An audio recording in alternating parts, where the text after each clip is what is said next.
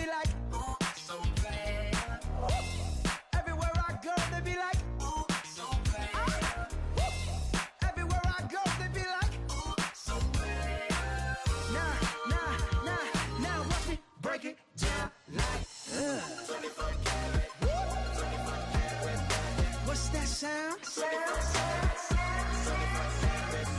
Come on now. 24 karat, 24 karat magic. Don't fight the feeling, invite the feeling. Just put your pinky rings up to the moon. Girls, what y'all trying to do? Tell me what you're trying to do. 24 karat magic in the air. Head to toe, so clear. Put your pinky rings up to the moon. Girls, what y'all trying to do? 24 karat magic in the air. Head to toe, so clear. Look out.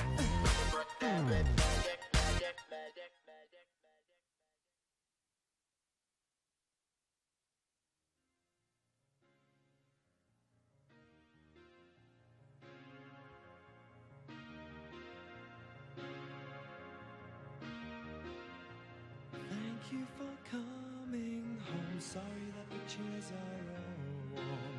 I left them here, I could have sworn. These are my salad days, slowly being eaten away. Just another play for today. Oh, but I'm proud of you, but I'm proud of you. Nothing left to make me feel small.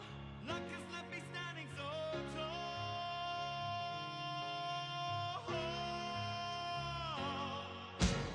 Gold, always believe in your soul. You've got the power to know you're indestructible. Always believe it, 'cause you are gold. Life that you're bound to return. There's something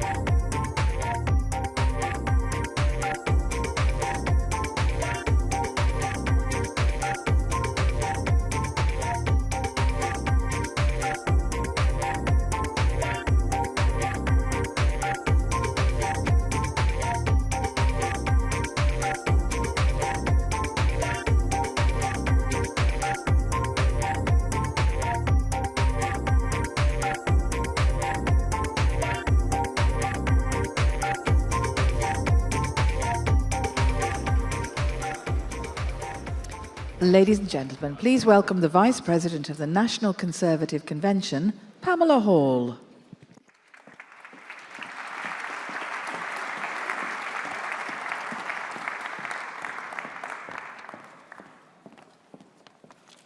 Good afternoon. I'm Pamela Hall and I'm one of the Vice Presidents on the National Conservative Convention. Having been a Borough Councillor for 11 years, I'm delighted to introduce our next speaker and to welcome him to the conference stage this year in a new role, and he's responsible for an area vital for making this country a great place to live and raise a family. And since 2010, we've been busy. In government, we've delivered over 1.1 million new homes. We've supported hundreds of thousands of people through Right to Buy and Help to Buy to own their own home. We've invested over £1 billion mark legislation. And we've backed tenants to make the rental market a fairer and more transparent place. And across the country, there are Conservative councils delivering excellent public services with lower levels of council tax. Conservative councillors holding Labour and Lib Dem councils to account for their high taxes and poor public services.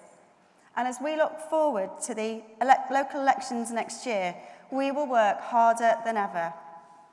We'll make sure people don't see the return to Labour-backed bin strikes and high taxes under the Lib Dems. Building a country that works for everyone starts in our communities, so let's get to work. So we will soon hear from James Brokenshire, Secretary of State for Housing, Communities and Local Government. But first, please welcome Councillor Shazia Bashir.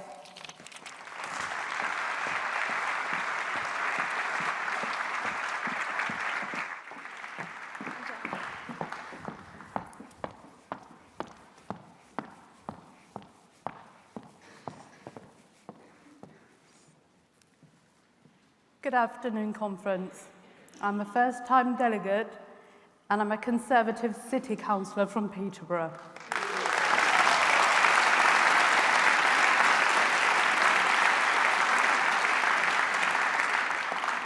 People ask me why I am a Conservative. I'm a Muslim, that's why I'm a Conservative.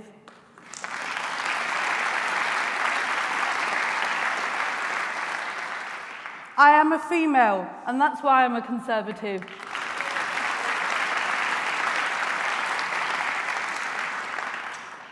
And most important, I'm a British citizen, and I'm proud.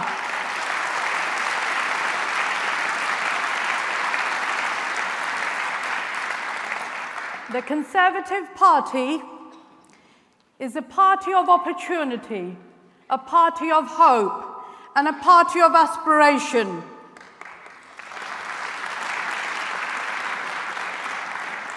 Not for the many, not for the few, but for everyone.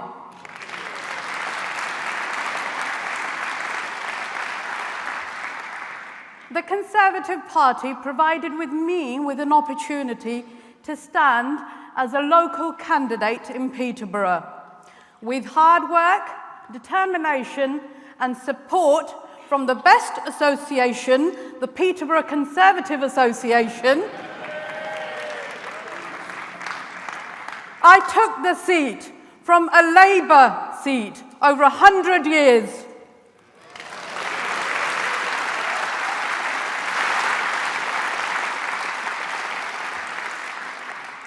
As a Conservative, I work hard. I work for my family. I proudly work for my local community. It's a great challenge for local governments at the moment, but the only people that can truly deliver and meet the needs of the residents is the Conservatives.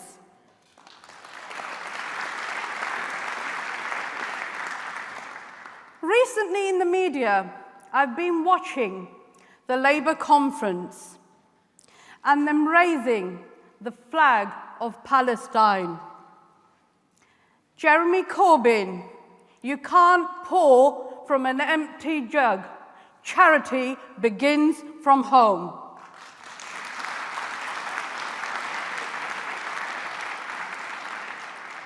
And now we'll watch a short video.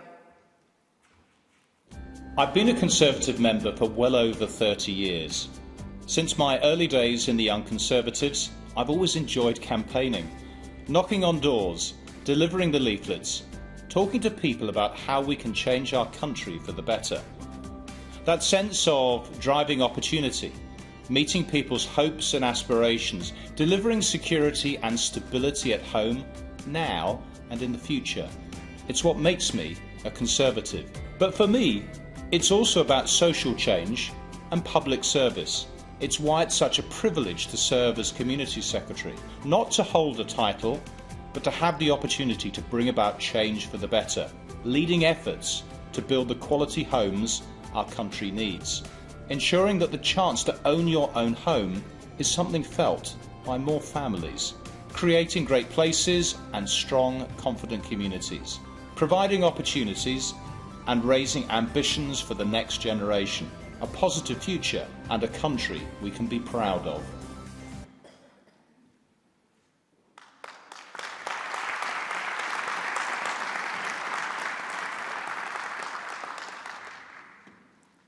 Ladies and gentlemen, I'm honoured and privileged to introduce a great man with a great role, Member of Parliament, Secretary of State for Housing and Communities and the Local Government, James Brokenshire.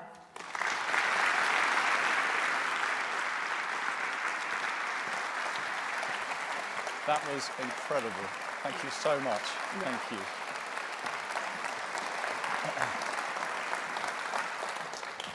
Shazia, thank you so much for those inspiring words of introduction. Shazia, I think, and you will agree, is a great example of Conservatives making a difference in local government and making a difference in the communities they serve. Thank you, Shazia, for all of your public service and everything that you do for our party.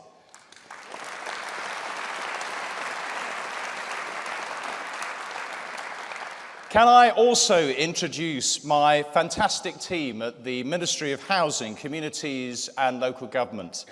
Kit Malthouse, Jake Berry, Rishi Sunak, Heather Wheeler, Nick Bourne and Nigel Adams.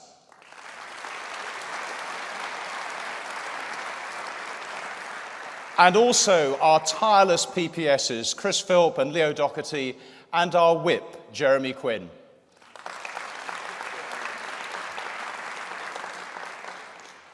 Friends, it's been quite a year for me, and today is a particular personal milestone.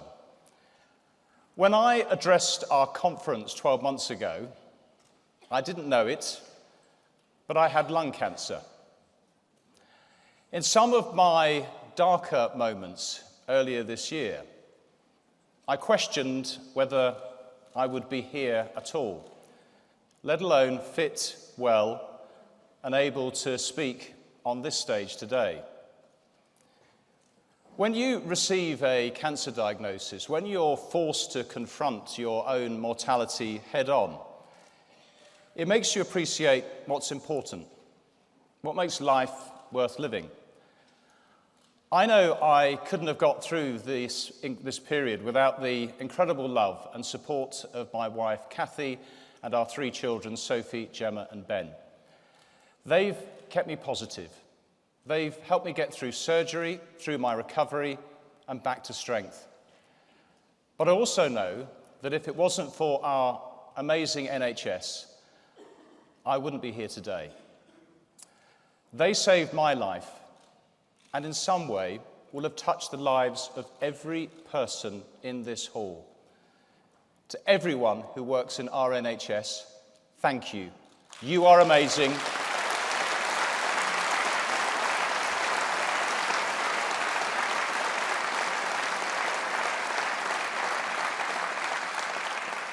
You are all amazing, and we absolutely pay tribute to all that you do.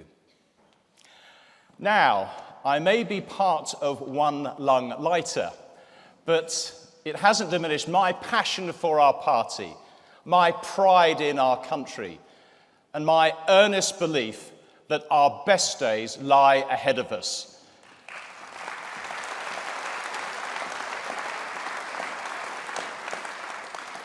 That is what makes us Conservatives. And a key part of this is building the homes our country needs. The Prime Minister is right in seeing this as our biggest domestic priority. And I'm proud to serve alongside her to meet the challenges of our time and harness the opportunities of the future. We must respond to the uncomfortable truth that through decades of underinvestment and lack of political will, for too many, a home of your own is unaffordable and out of reach. Everyone deserves a decent, affordable and secure place to call home. When a generation is locked out of the housing market, it hurts us as a country. It's the impact it has on the lives of individuals and their families. It's about social justice, opportunity, and building a fairer, stronger Britain. A Britain where generation rent can become generation own. A Britain where we turn the vision of a place you call home into a reality.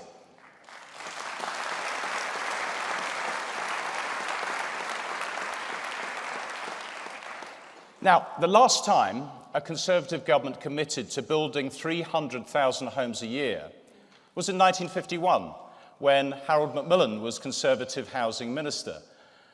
Supermac did it then, and we will do it again. We will build 300,000 homes a year by the mid-2020s, and we've made an important start. Since 2010, 1.1 million new homes built. Nearly 500,000 families are now homeowners, thanks to Help to Buy and Right to Buy. And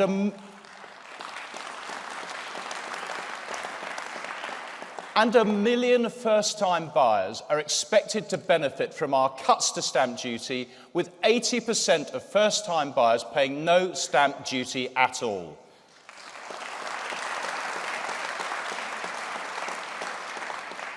If you aspire to own your own home, then I want to say this to you. We will help you. We will build the homes our country needs. We will support you to save for your deposit. We will break down the barriers standing between you and the opportunities you deserve. We will fix our broken housing market and make it work for you.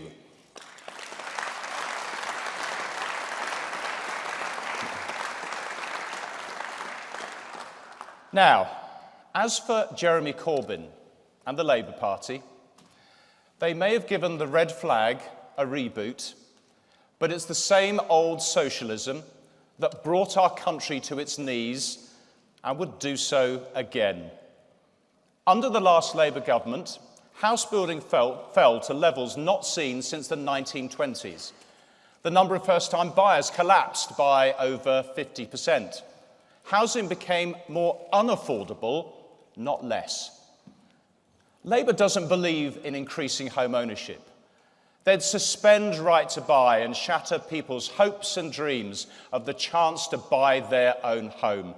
It's the same old story from the same old Labour.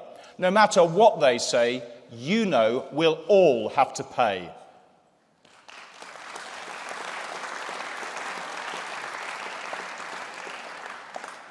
But I know that there is much more to do to get the homes we need built. We need to be bold and radical to remove unnecessary barriers and speed up delivery. And in doing so, we need a reformed planning system that is effective and responsive. In July, I published the new planning rulebook. It provides greater certainty and clarity for developers and communities alike, to know the requirements and expectations and encourage a plan-led approach to development. Strengthening, yes, the protections for our environment and our precious green belt. But we need to be smarter on how we use land and the space available, prioritising brownfield, but also looking at land that's already been built on. That's why I'll publish proposals to permit people to build up on existing buildings rather than to build out to use more precious land, and give councils greater powers to deliver the garden communities of the future. But it's not just about getting homes built. It's about fairness. Some practices in the leasehold market, such as unexpected costs that rise every year and bear no relation to services, can turn a homeowner's dream into a nightmare. That's why we're banning the unjustified use of leaseholds on new houses and limiting future ground rents for long leases to a peppercorn.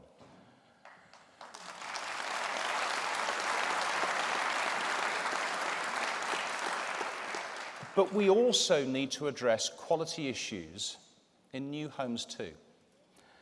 That's why I can announce today the creation of a new homes ombudsman.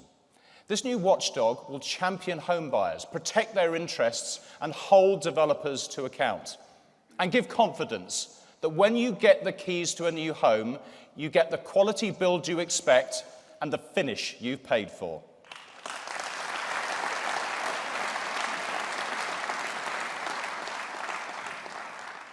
Getting a fair deal extends to private renters too. We've created a rogue landlords database to identify the worst offenders. We're banning unfair letting agent fees being passed on to tenants and capped deposits too.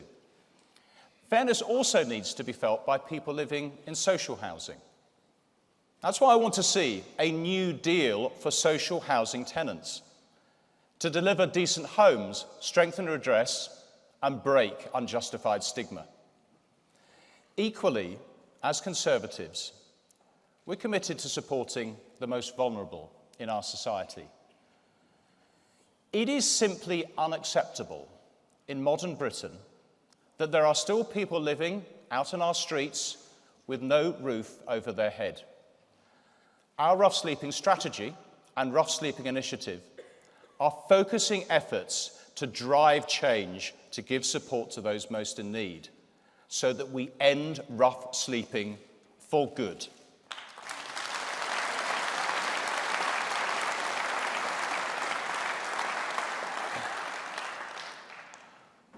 Most profoundly, though, people should feel safe in their own homes. It's been over a year since the tragedy of the Grenfell Tower fire. The unimaginable horror has rightly shocked us all and underlined the need to do all that we can to see that such a disaster cannot happen again. My work with Grenfell United and the wider community has been hugely helpful in keeping this issue right at the top of the government's agenda. And that's why today I can confirm that I will change the building regulations to ban the use of combustible materials for all new high-rise residential buildings, hospitals, registered care homes and student accommodation, and bring about a change in culture on building safety.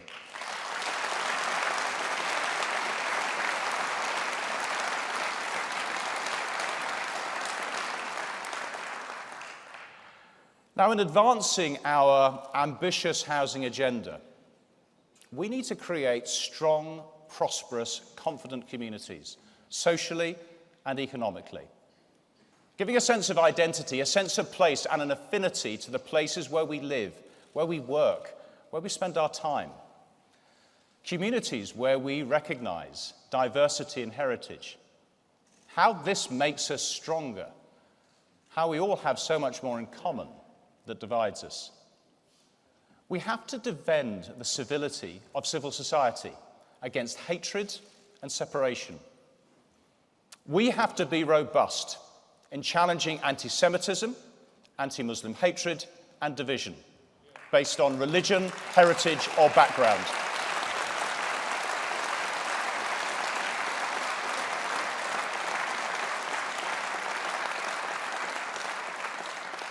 There is no place in our country for bigotry and intolerance. And as Conservatives, we will stand up against this in all its forms.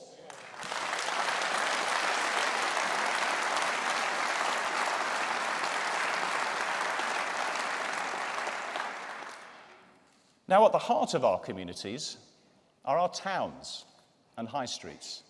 Our high streets are the beating heart of a local economy, and local businesses are their lifeblood. That's why I'm proud that we've launched the Great British High Street competition to recognise, to champion and to celebrate innovation and success. But we know technology is changing the way we live our lives and the challenges that this is bringing. I look forward to receiving the work of our new High Streets Advisory Panel, led by Sir John Timpson, so that we can take further action to support our high streets and help them continue to do what they do best. Now, I know that so much local success relies on the dedication and hard work of Conservatives in local government around the country. And I want to thank all of our councillors who work tirelessly for their communities. It's because of you, people understand that with a Conservative council, you get quality services and lower taxes.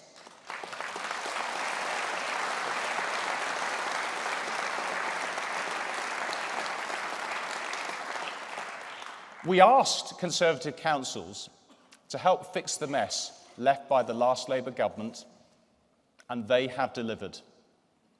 In return, we've devolved power, localised business rates, created a swathe of city regions, founded local enterprise partnerships, kick-started local industrial strategies. Through the Fair Funding Review and business rate retention, we have the opportunity to drive further change, to support innovation, and get the very best from local government. But I know an ageing population and growing demand are creating real pressures on public services.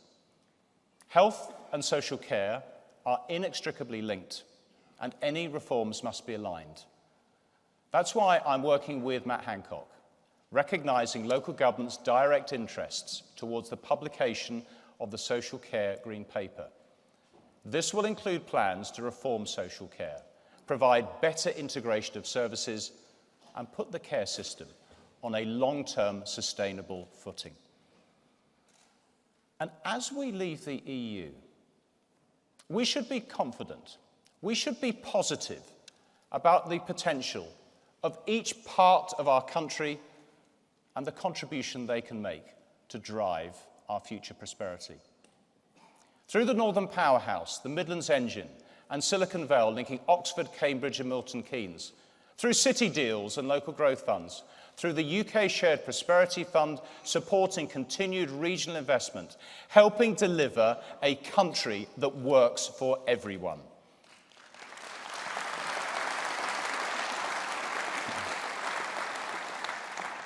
And friends, we will harness the opportunities that are presented to us.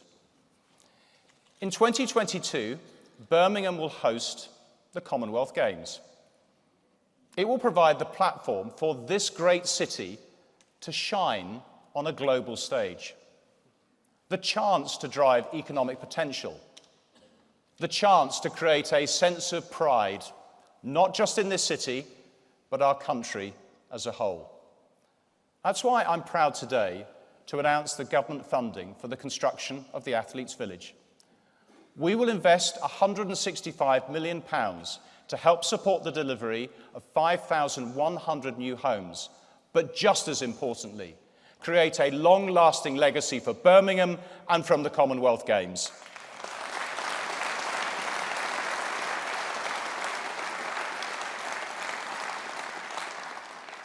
And this is part of our Conservative mission, to create a legacy of new homes and communities for your children and mine, to show that to be Conservative is to want to build for the future, not turn away from it, and in doing so, draw on our traditions, history and knowledge. Whether through new homes, villages, towns, cities or communities, we Conservatives are working to build a new Britain, a people reconnected to our nation with renewed pride and energy, optimistic and hopeful for the future, because the nation we are building is one where opportunity is for all and no one is left behind. Thank you. Thank you very much.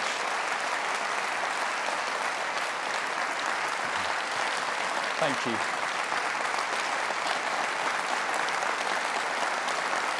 Thank you very much.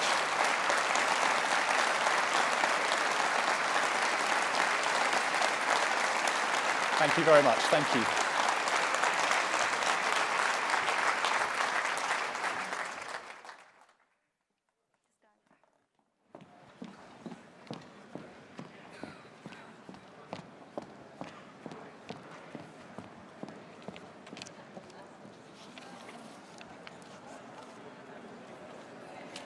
As a Conservative, I'm passionate about protecting our environment, and nowhere is this need more acute in reducing the amount of plastic that finds its way into our oceans. Like so many of us, I've been out there trying to make a small difference, taking part in beach cleans from the Wirral to Cornwall, and as a local councillor, I'm supporting schemes to reduce the amount of plastic that we use, like straw-free Chester. But there is so much more we can do as Conservatives in local government to help our local areas go plastic-free and supporting the great work of the Conservatives nationally. And our 25-year environment plan, launched by the Prime Minister, has set out even further action to further tackle the scourge of plastic, deliver cleaner air and water, and use the opportunity Brexit provides to develop our own agricultural and fisheries policies. But we still have a long way to go. Our oceans are in crisis. So we've invited Lewis Pugh, the UN patron of the oceans, to hear what more the UK can do to protect our seas. In 2016, he played a pivotal role in creating the largest protected area in the world in the Ross Sea off Antarctica. He's also a renowned endurance swimmer. He's just completed the first swim along the length of the English Channel, urging us to protect our waters further. So we're now just going to watch a short video. All my life I've been near the oceans and have loved them. I've swum in the Arctic, I've swum in the icy waters of Antarctica, I've swum in every ocean in the world. The Pacific, the Indian, the Atlantic Ocean, the Southern Ocean. I've swum in some of the most dangerous waters on this earth and the coldest waters. There came a moment when I was swimming down in Antarctica. I felt this need now to really start speaking up about the oceans. I have seen our oceans change. We need to be protecting them. And what I've been seeing is the impacts of climate change, overfishing, and pollution. But the only thing we're beginning to understand the impact of marine litter now, after nearly 60 years of plastic. It's impacting fish who swallow it, impacting birds who also ingest it, it's impacting tourism. Every single piece of plastic here on this beach could have been prevented from getting into the sea by the one person who was last touching it. What I'm planning to do is to swim the full length of the English Channel, so starting in Land's End all the way to the end to Dover. It's a mammoth swim.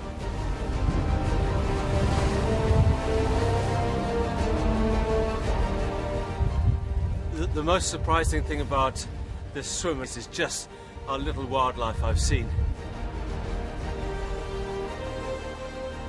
The waters around the United Kingdom are 750,000 square kilometres, of which only 7 square kilometres is properly protected. I've been dreaming of this day for nearly 50 days to finally see the White Cliffs of Dover, and over there is the end. In my view, all our futures, every single one of us, in this country, around the world, all our futures will be determined by what's happening over the next 10, 15 years. The swims give me that opportunity to keep telling that message. What I'm saying to world leaders is nothing, absolutely nothing, is more important than what is happening here, right now.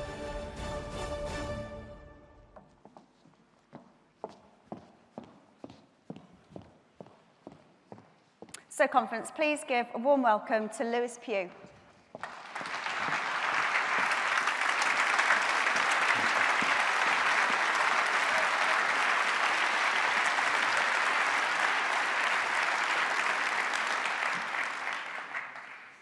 Ladies and gentlemen, it's absolutely wonderful to be here today. You'll probably be able to detect from my accent that I spent much of my childhood growing up in Africa. And one of the things which I love about Africa, one of the many things which I love about Africa, is that Africans, they love to tell stories. And if you think about it, that's how we have communicated since the beginning of time. That's how we have connected since the beginning of time, is by telling stories. And so what I want to do today is I want to tell you 3 short stories.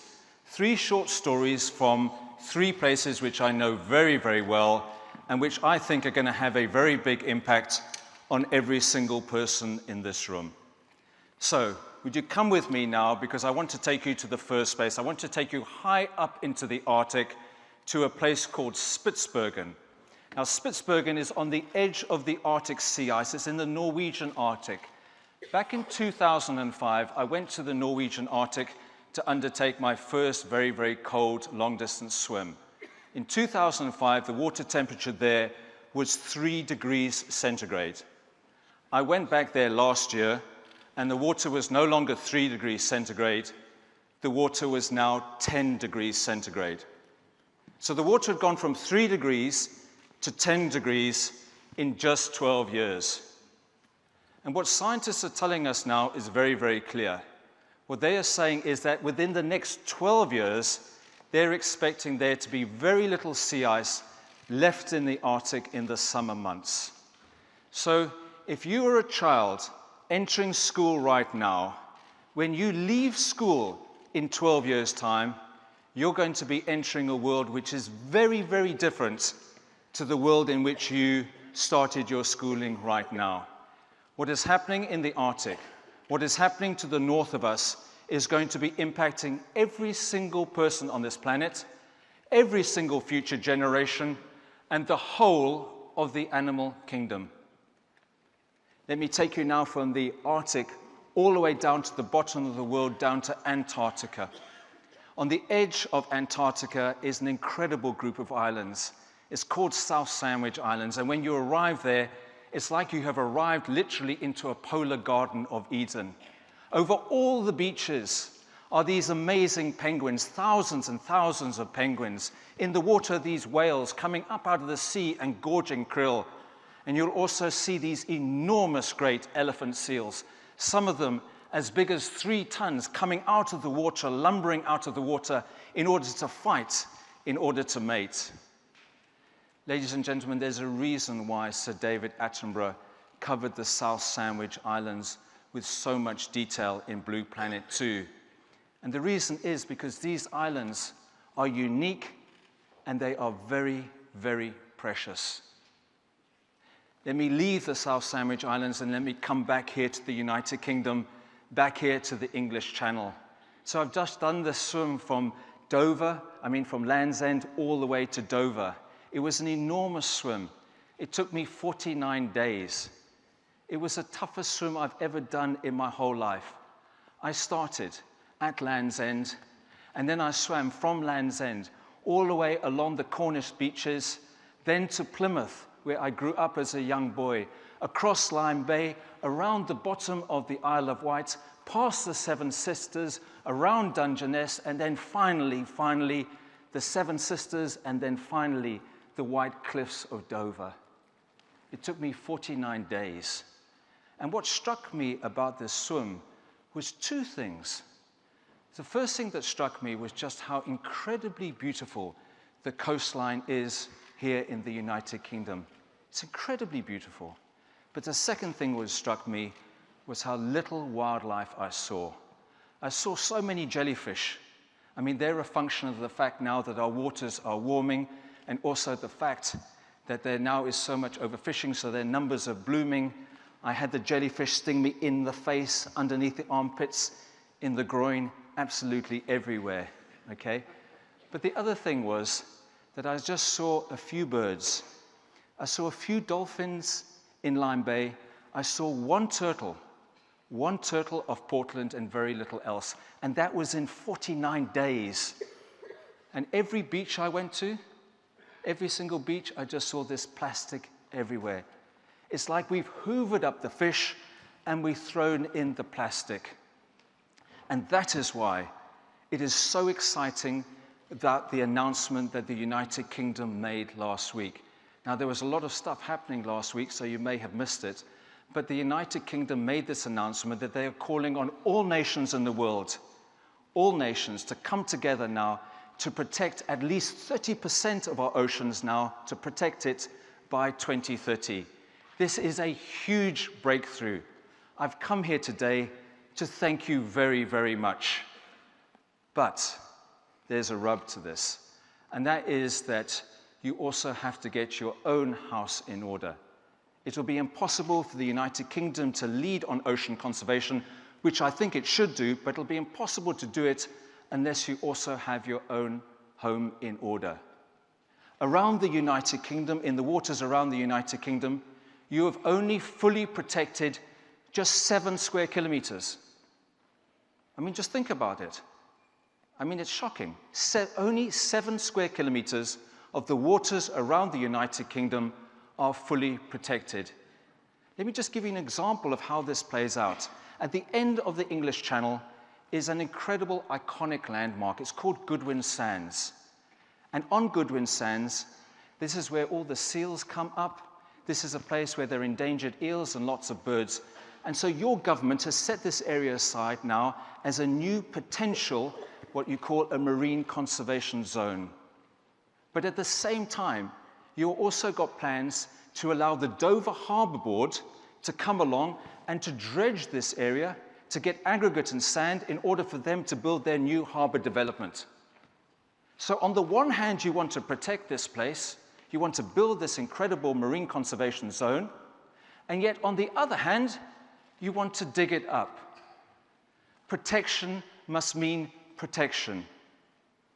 And the same goes for your overseas territories. I talked about the South Sandwich Islands, which are just so very, very amazing.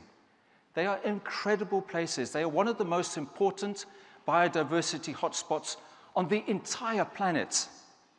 And yet less than 2% of the South Sandwich Islands and the neighboring South Georgia are actually fully protected. 2%. I urge you to fully protect the South Sandwich Islands with just one stroke of the pen.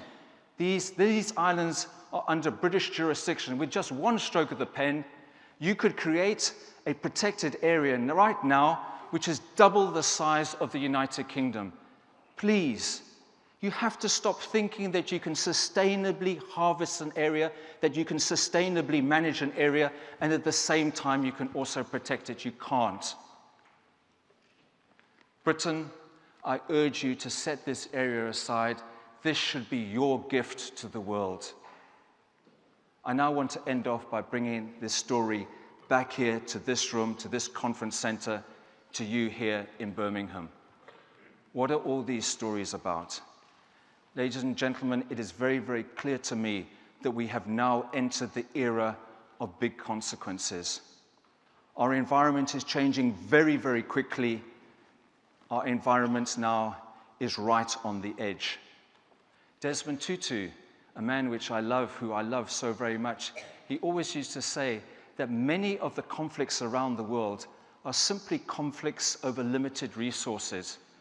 When we damage our environment, we create conditions which are ripe for conflict.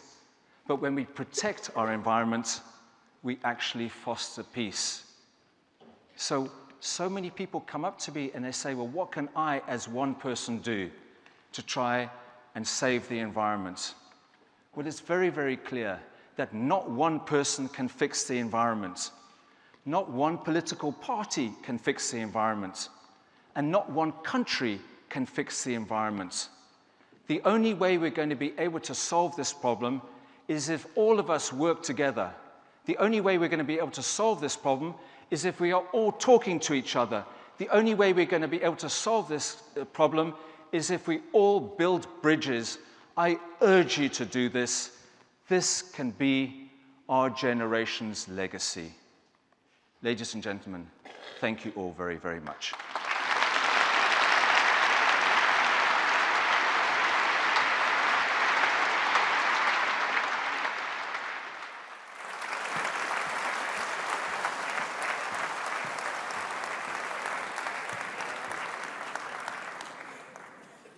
Friends, I just want to join you in thanking Lewis for his inspirational story. Lewis, your idealism, your dedication, and your courage are an example to us all.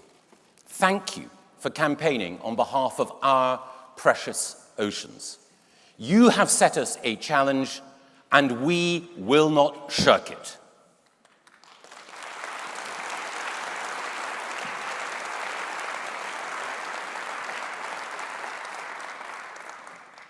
Our island nation has been defined by its relationship with the sea.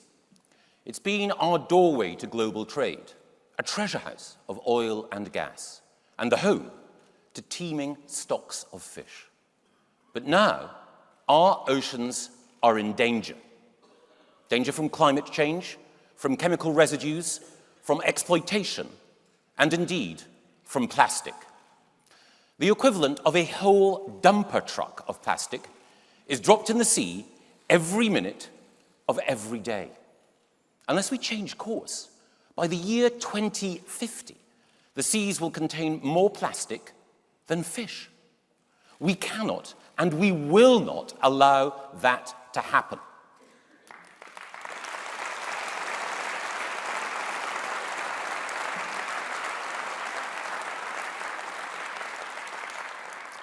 And that is why we need, in the words of Winston Churchill, action this day. And we are acting.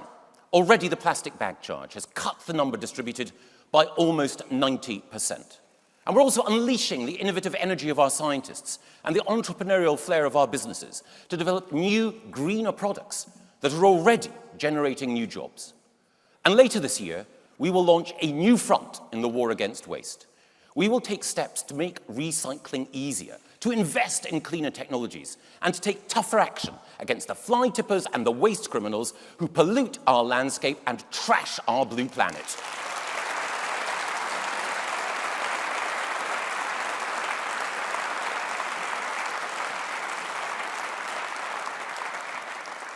This is determined, focused, and effective action to conserve our environment from a conservative government. And we know all too well from our history that if you want a mess cleared up, you need a conservative government.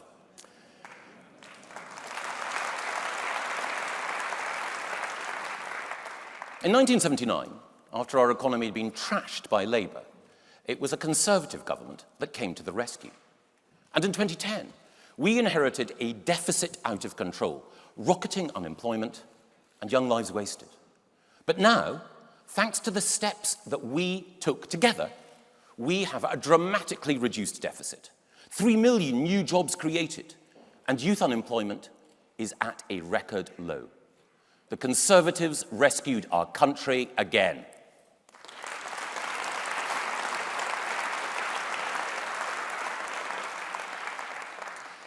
Now, I don't want to be churlish, but I do feel obliged to point out that at every step of this essential economic repair, we were opposed vigorously by the Labour Party.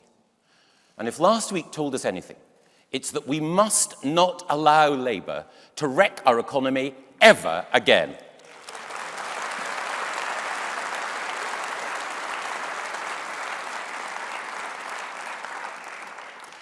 Harold Wilson used to say that the Labour Party was a moral crusade, or it was nothing. Now Jeremy Corbyn's Labour Party is a toxic cocktail of unrepentant Marxism-Leninism and unacceptable anti-Semitism.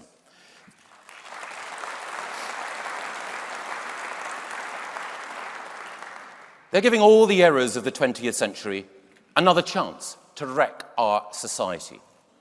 We've seen how this story ends before, in misery and shame. And when our Jewish friends and neighbours live in fear for their futures, let us stand with them, against prejudice, against intimidation, against bigotry, and against hate.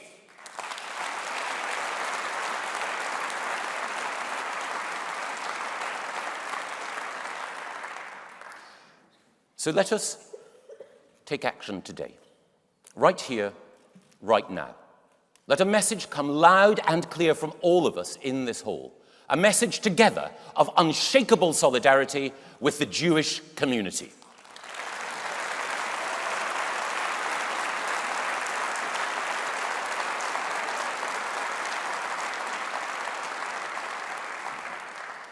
And this week, in this party, for the sake of all our children, let us commit to unite, so that the Moscow-loving, Hamas-hugging, high-taxing, moderate-bashing, job-destroying, national anthem-avoiding, NATO-hating, class war-provoking, one-man museum of economic folly that is Jeremy Corbyn is never let anywhere near Downing Street.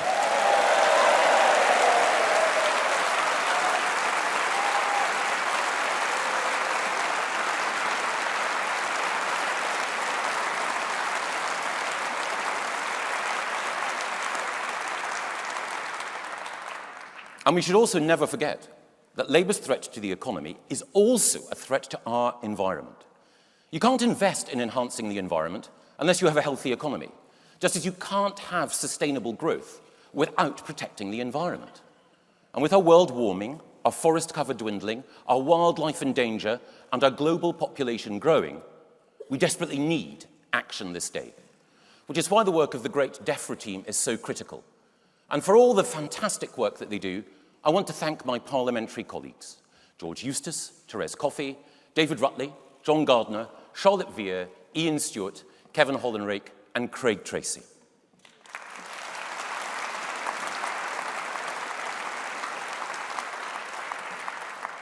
And for the great job that they do, can I also say thank you here to the brilliant team of civil servants in DEFRA and all its agencies for the hard work and commitment that they show.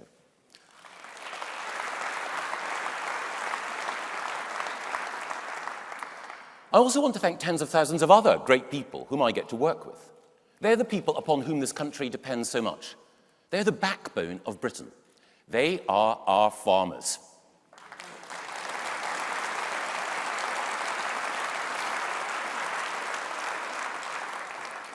If we are to feed a hungry world and safeguard the soil, the water, and the air on which sustainable food production depend, then we in government need to act to secure a better future for farming. And leaving the European Union allows us to act faster and more flexibly to sweep away the barriers which have stood in the way of modernising farming. Our new agriculture bill will help farmers to be more productive, and it will ensure they get a fair price for their produce. It will mean that they can invest in new technology to help them provide a harvest for the world. And when we are outside the EU, we will also publish a new food strategy for Britain. We'll ensure that food production is truly sustainable, replenishing the soil, using energy wisely, and supporting innovation. And we will reform food labelling so that we uphold the highest animal welfare standards and, above all, give all our consumers the information they need to stay safe.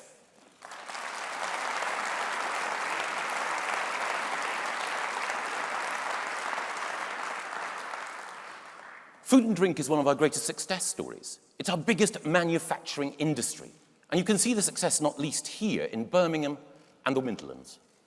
We are here in the home of Cadbury's and the Balti. The Midlands are home to Staffordshire cheese and Melton Mowbray pork pies. And Conservative ministers will act to ensure that we lead the world in safe, affordable, healthy food. And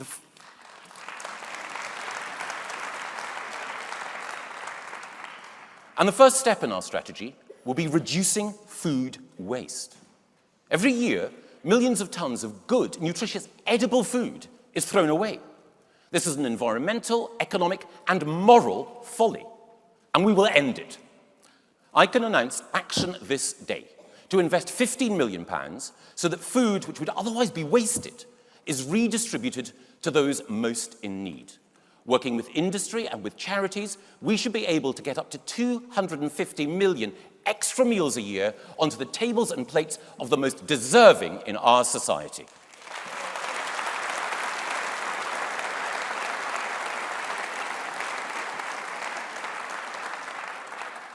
This is determined green action from a Conservative government, action that helps the planet, helps the poorest, and remains true to our Conservative values. And no Conservative value runs deeper than the desire to make our world better for our children.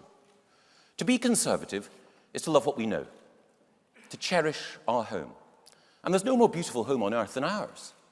Whether it's the Lake District that so moved Wordsworth, the Yorkshire Dales that inspired the Brontes, the stark majesty of the Fens, or the lush green fields of Somerset, Dorset, and Devon. We are heirs to an inheritance of natural beauty which moves the soul. But over the course of the last 100 years, we've seen that beauty besmirched, nature in retreat, and wildlife threatened. We've lost more than half of our farmland birds. Water voles, red squirrels, and hedgehogs have been increasingly under threat. More than 90% of our wildflower meadows are gone. We have a responsibility to the next generation, to the place that we call home, and to the whole planet, to reverse that destruction. And that is exactly what this Conservative government will do.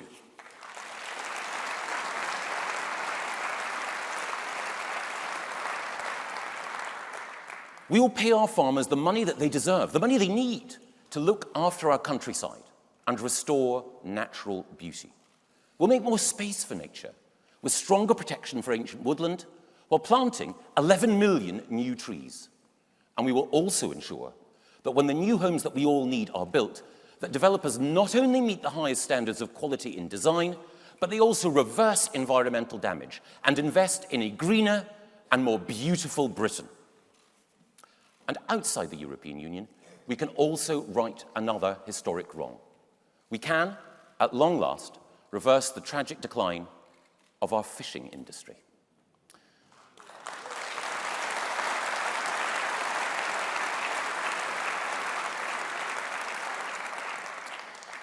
And yes, for me, this is personal. My dad worked in the fish trade, and 35 years ago, his small business had to close, as the fishing industry across the United Kingdom suffered inside the EU's common fisheries policy. The common fisheries policy has inflicted deep economic and environmental damage.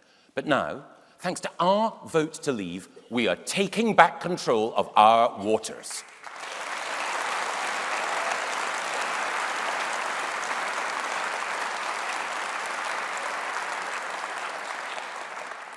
More fish for British boats means that there could be millions of pounds extra earned by our fishermen. And we will make sure that we fish sustainably by ensuring that we decide who fishes in our seas and on what terms. As an independent coastal state, we will once more be in control of one of our most precious, renewable national assets. Let us all keep our eyes on that prize, a new sea of opportunity.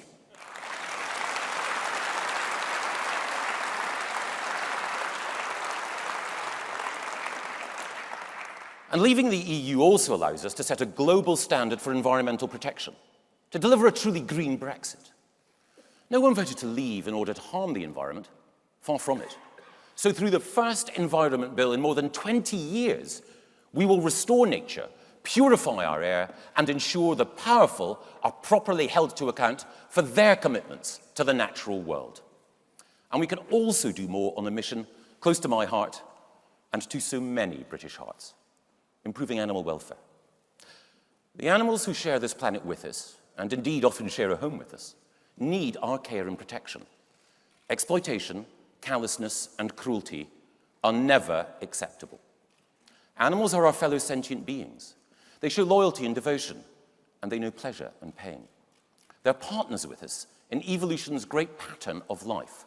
And that is why this government is acting today to protect and enhance animal welfare. Already, we've acted to ensure that CCTV cameras are installed in all abattoirs to ensure there is no hiding place for cruelty.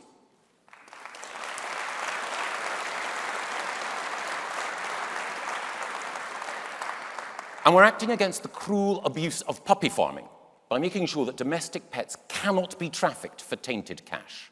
And we will also use the full force of the criminal law to punish those responsible for the worst acts of cruelty. At the moment, those who abuse animals face a maximum sentence of 6 months. We will ensure that is increased to 5 years.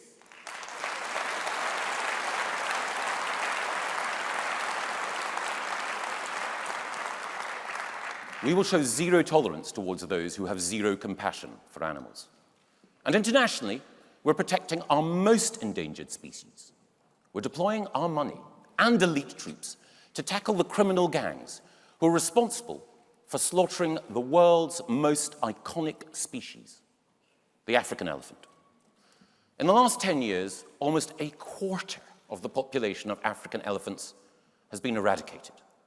Victims of the poachers who are feeding the illegal trade in ivory.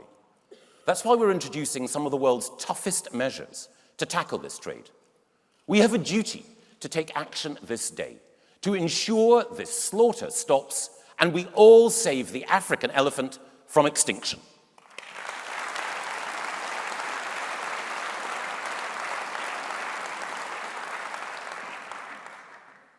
But we know that there is more that we have to do to uphold our manifesto pledge to hand our environment on in a better state to our children. We need more action on pollution to secure clean air for our children to breathe.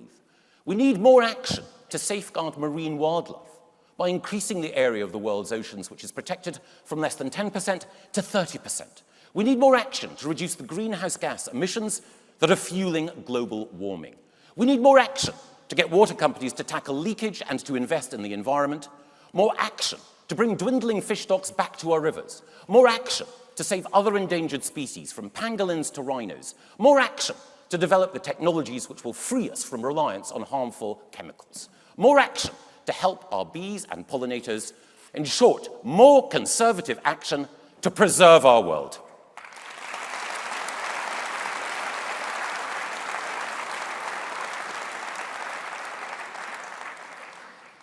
Now, some people might say that we're setting our sights too high. Well, to them I say, you don't know our party. It was Conservatives who abolished the slave trade, cleared Victorian slums, made working conditions decent in our factories, gave our cities clean water, and delivered equal votes for women. It was Conservatives who introduced equal marriage for all, fought against fascism and communism, extended state education to all, built record numbers of homes for working people, led the fight against global warming, and established the first national living wage. And we gave the poorest pupils in our schools the most money, allowed record numbers of working people to graduate from university, and we ensured that there are now a record number of people in work.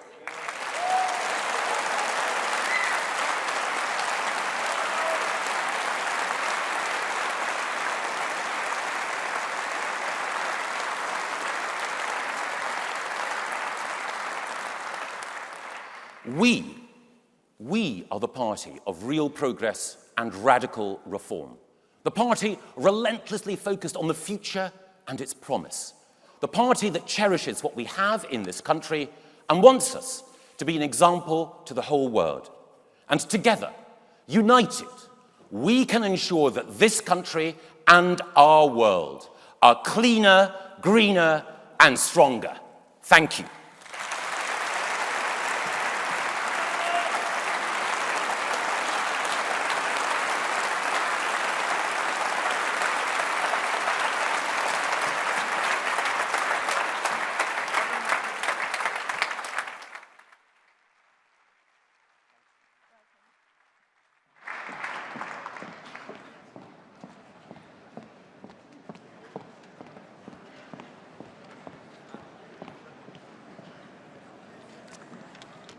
Conference, we now turn to contributions from the floor.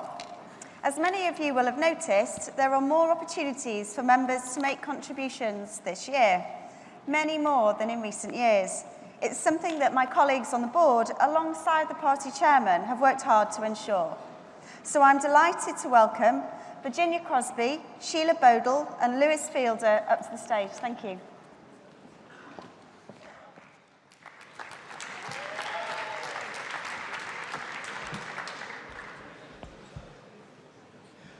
I'm Director of Women to Win and Deputy Chair Political for Kensington, Chelsea and Fulham.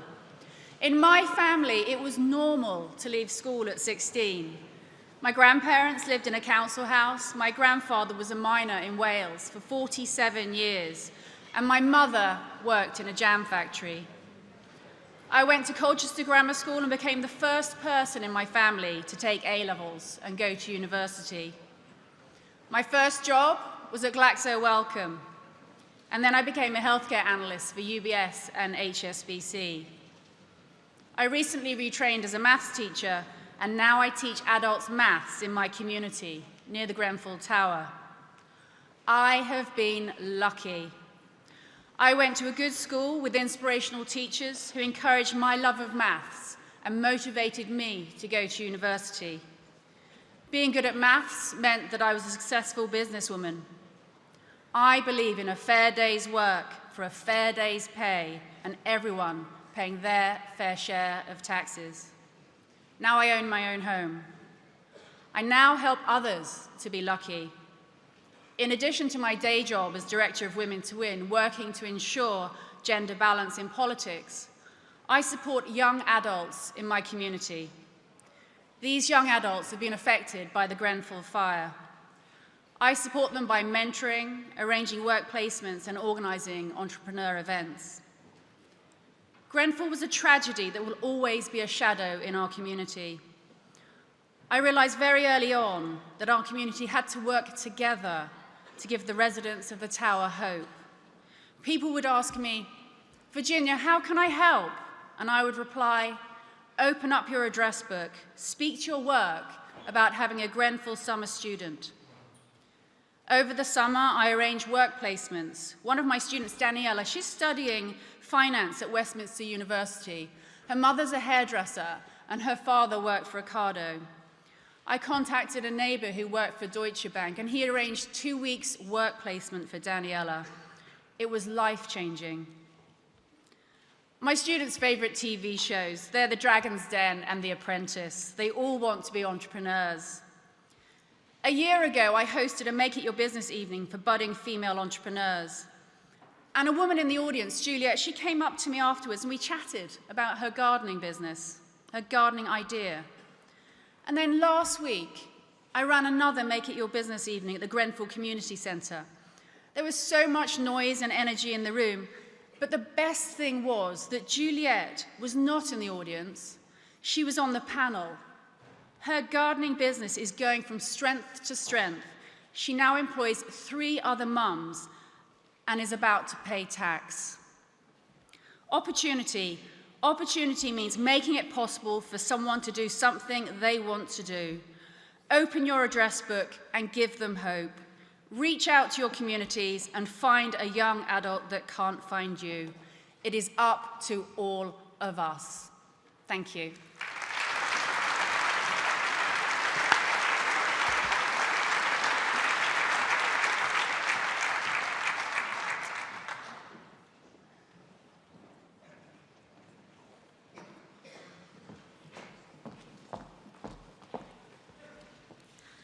Conference. My name is Sheila Bodell and I'm a member of the East Belfast Conservative Association. I'm so pleased to see so many passionate young people at our conference. The growth of our young Conservatives shows that many young people are politically engaged. But we must not forget the many more people that don't see the relevance of politics in their life, plus the many politically engaged people out the front of this building. Our government must continue to work hard for all, whether they agree, disagree, or really don't care about politics. Their concerns are the same concerns that most of us in this room have faced. What career should I choose? Should I go to university? Will I be able to afford a house? But looking at the young people now, I feel their concerns are magnified with social media and the presence of living in 2018. Our government continues to work to bring the percentage of not in employment, education or training down. This year, 11.2% of young people were classed as this, compared with the European average of 17.2%. But each young person classed as not in employment, education or training is too many. In some of our more deprived areas, they leave school without basic English or maths skills. This isn't a strange occurrence. These are the people that our traditional education system has failed.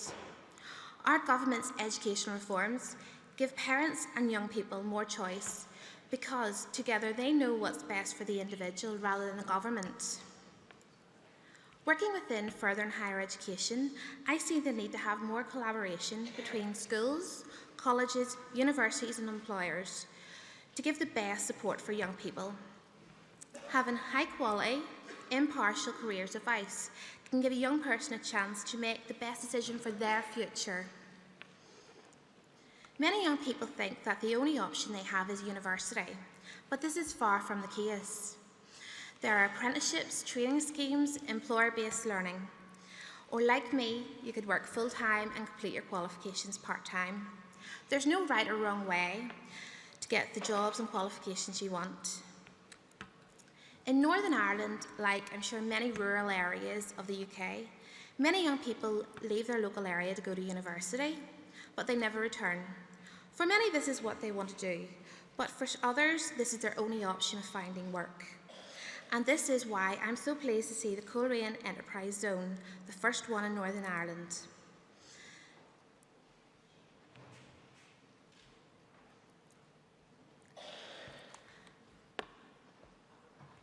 I would encourage everyone here to think about the future generations and what we can do to help them. Get involved locally to support your college, schools, training providers and university. Point young people towards getting good careers advice, encourage young people in their education and remind them it's never too late. I would encourage our government to continue the plans for education and training and higher apprenticeships. I'll leave you with one thing. When I started education, I thought I could change the world. But what I've learned is changing one person's life through this can make a difference in their community and their families. Thank you.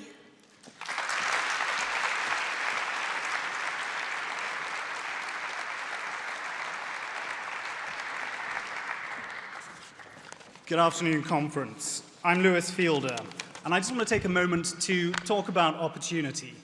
We hear a lot said about it, and we're talking about it a lot at this conference, but I think it's worth taking a moment to think, what does opportunity really mean? I think most of us would agree it's about enabling people to succeed. It's about allowing people to get their first foot on the first rung of the ladder, to achieve their potential. So it's about the future, and that means setting the next generation up for success. I really like what Edmund Burke, one of the greatest conservative thinkers, said, that society is a contract not only between the living, but a contract between the living, those who are dead, and those who are yet to be born.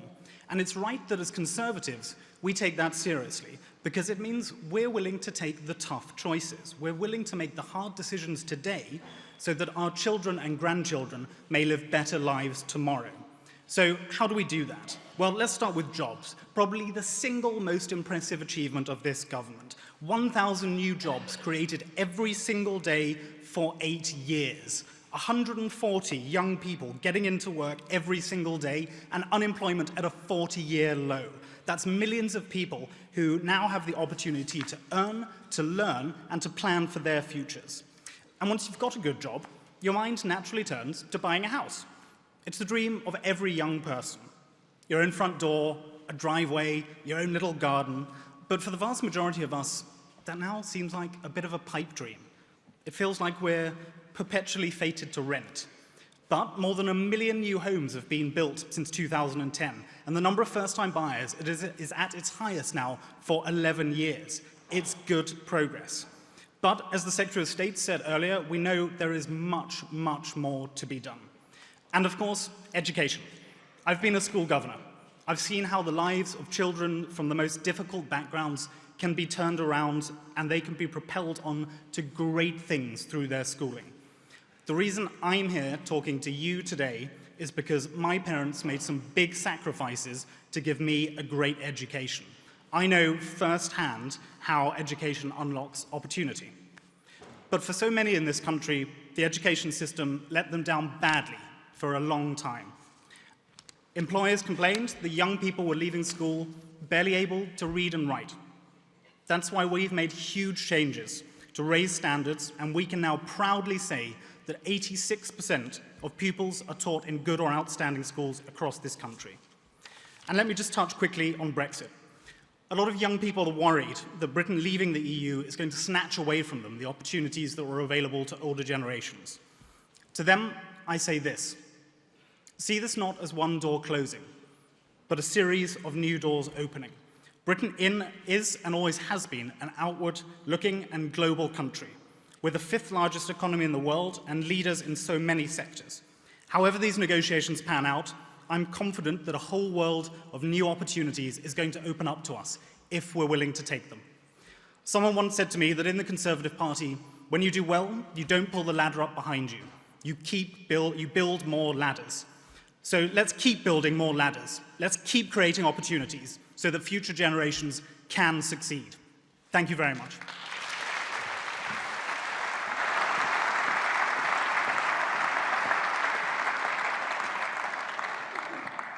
Thank you, Virginia, Sheila and Lewis. At times over the last 15 years, Scotland has been a pretty lonely place as a Conservative.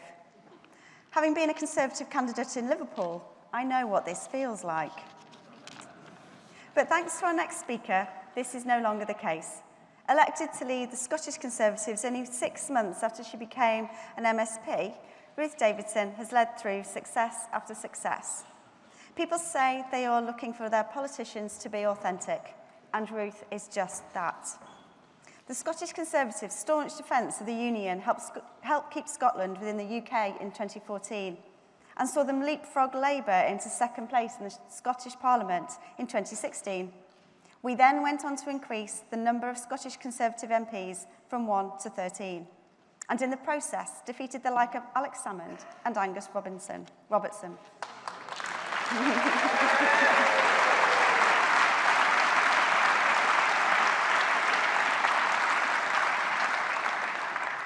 We wish Ruth all the best on her maternity leave, but before that, we are privileged to have her here today. It's a pleasure to welcome Ruth Davidson to the stage.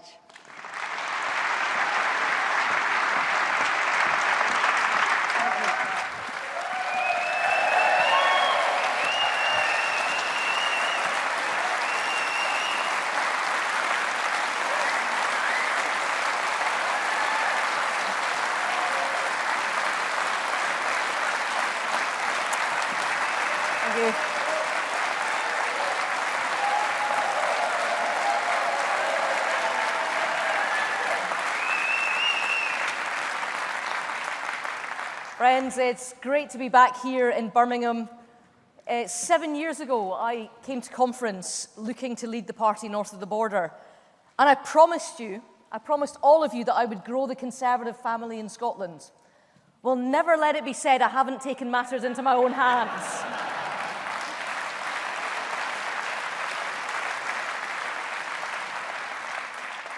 Comrades, there are plenty of things that I could talk to you about today. I could tell you about the fantastic work that our 31 MSPs are doing in Holyrood, day by day, holding Nicola Sturgeon's miserablest SNP government to account.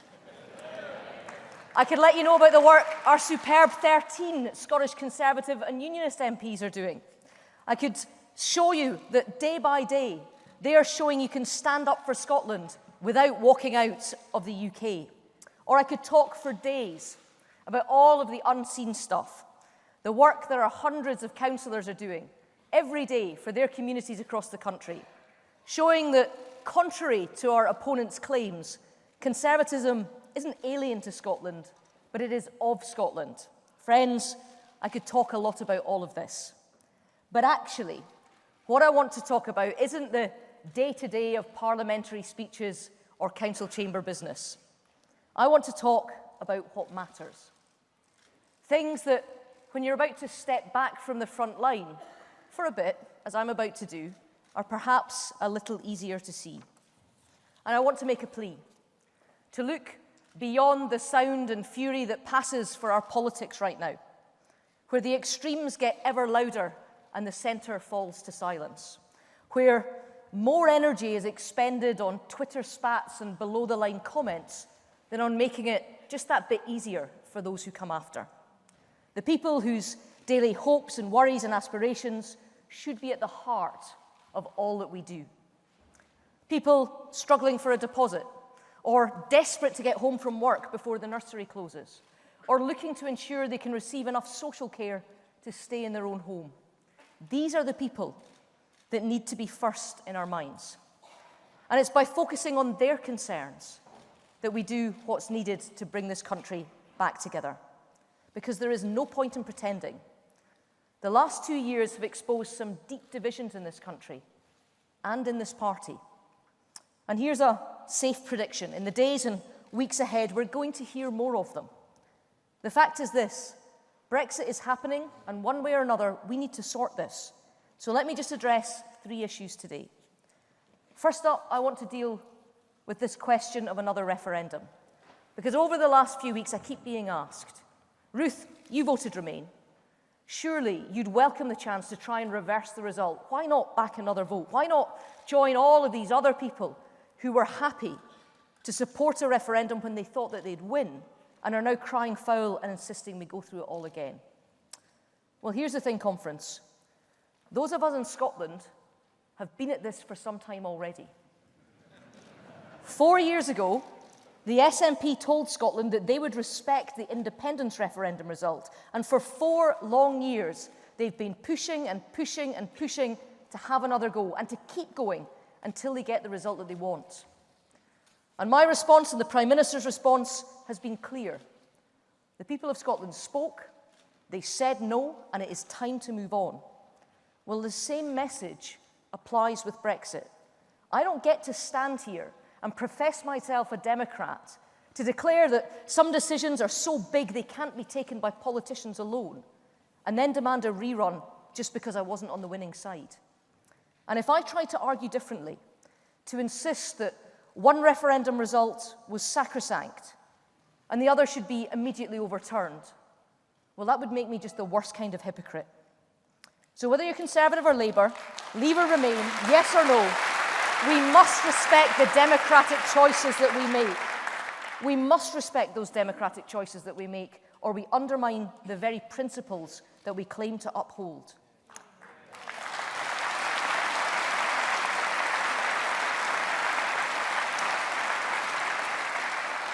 Conference, I didn't get the result that I wanted in 2016, but you don't get to demand a rerun just because you didn't get what you want. That way leads to more division. It leads to more rancour and a politics that is trapped in the past. The people voted, and there is no way to bring this country back together that doesn't respect that vote. But here's the next thing. These 2 referenda that I've fought over the last decade have made one thing obvious.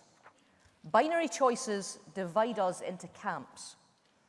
And now, across the UK, the danger as we enter this crucial period in our nation's history is that we become too entrenched to reach across the aisle in search of common ground. That our division on one issue prevents us from making common cause on others. And friends, as we approach these crucial few weeks and months, we need to go back to our Conservative principles. The principles of country, of duty, of practicality, and of delivery.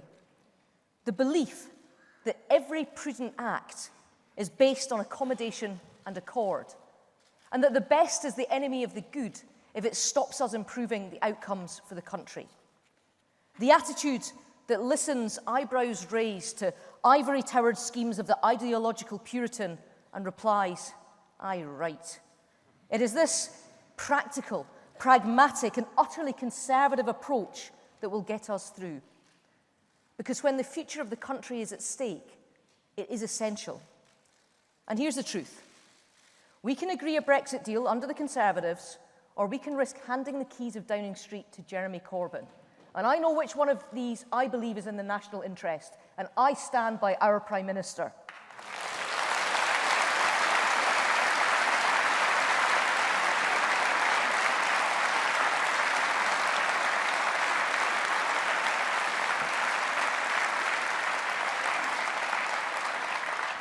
And lastly, if we want to sort this, let's remember this too. 2 years ago in July, standing on the steps of Downing Street, Theresa May gave her first address as Prime Minister. And she mentioned something that people tend to forget. It's that the full title of our party is the Conservative and Unionist Party. And she said, "That word unionist is very important to me." Well, me too. Yes, ensuring a future relationship with the EU is important and indeed vital for our country's future. Yes, we must show our friends and allies across the continent that we intend to remain the open, engaged, responsible nation that we have always been. But let us never lose sight of the fact that the union that's most important to us is our own. That union of Scotland, England, Wales, and Northern Ireland.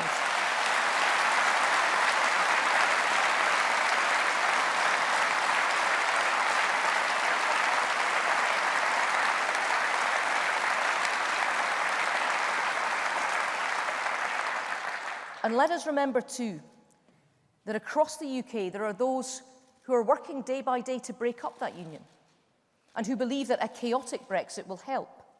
And let's remember this also, that the rock upon which this party is founded is a belief in the unity of this country and the enterprise of its people. So let's commit to making this our #1 priority, to make sure that the union, our union, emerges stronger, not weaker, from these next few weeks, because that is what matters most. And conference. So conference, we sort this by respecting the democratic result. We sort it by using our conservative values of putting the national interest first. And we sort it by always, always keeping our eye on the most important prize of all, keeping our country together. And if we get that right, then let's remind ourselves where it leads. It leads to a Conservative government getting on with the job, to a Conservative government doing what we always do, getting more people into work, fixing the public finances, supporting people off of welfare, cutting taxes for the lowest paid, helping businesses thrive, sorting out the mess that we've been left by a Labour government, and getting Britain back in the black. I know that there is some debate right now about how we respond to Mr. Corbyn's Labour Party. Well, here's my advice, folks. Just leave him to his Labour takeover. Let him crack on with all those 9-hour-long meetings of the National Executive Committee that he seems to love. Let him get on with compositing motions and allowing deselections of long-serving members. Let him spend his time on that. And instead, let us get on with facing up to the challenges of the 21st century which need our attention by tackling the housing crisis, sorting out planning laws and delivering new affordable homes so young people starting out in life can buy their first house, by improving childcare, making it more flexible, freeing up hours so that people can juggle work and family life more easily, by boosting school standards, putting head teachers in charge, championing vocational qualifications so there is an education system that works for all, and by delivering security in old age, putting our NHS on a firm footing so that healthcare supported through work can be accessed in retirement. And let's do it not just in England and Wales, but let's do it in Scotland too. Because people keep asking me, do you seriously think that you can beat the SNP? Well, damn right I do.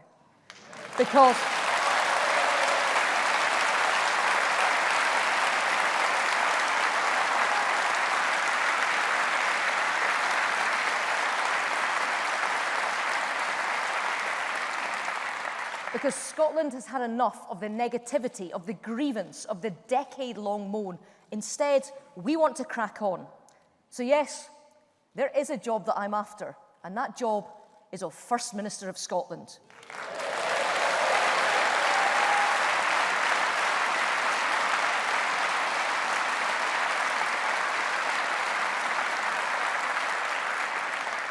And the reason is because I want to lead the country and leave the SNP's decade of division behind us, and instead to move forward, to restore our education system, to make us the real northern powerhouse, and to build the homes that our young people deserve, with a clear goal in mind, to make Scotland the best place in the UK to live, to work, and to raise a family. Conference, I am tired of talking about the Constitution. I want to get on and boost the country that I love, to focus on what matters to people's lives. A decent job, a home of your own, time for your family, security in retirement. It doesn't sound like much, does it? But for too many people in our country, it remains a dream that's out of reach. So let's get behind the Prime Minister so that she can get Brexit done, so that we can throw all our energies on making that dream come true for everyone in this country. That is the real challenge before us. So together, let's all rise to meet it. Thank you.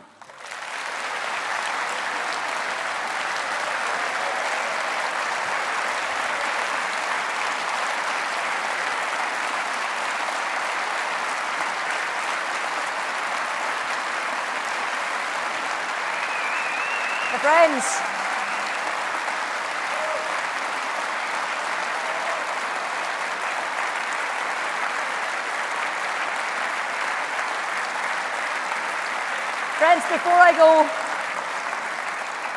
Before I go, I've got one more duty to perform. It is my absolute pleasure to welcome the new leader of the Welsh Conservatives to the stage.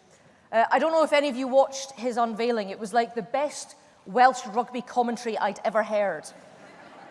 Byron Davies announces that Paul Davies has triumphed over Susie Davies to replace Andrew R.T. Davies. But Paul took his Preseli Pembrokeshire seat off the Labour Party in 2007 and he's never looked back. He is a true servant of the party. He is a champion of Wales. I look forward very much to working with him in the future. So, conference, please give a big welcome to Paul Davies AM.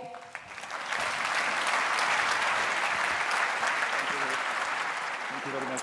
Go on.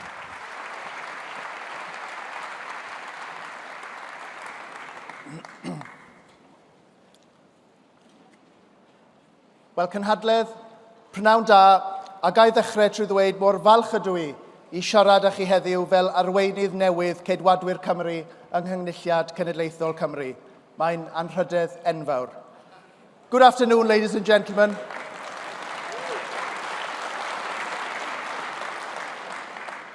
Good afternoon, ladies and gentlemen, and for those of you who don't speak the language of heaven, can I begin by saying how proud I am to speak to you today as the new leader of the Welsh Conservatives in the National Assembly for Wales. It's a huge honour and a privilege.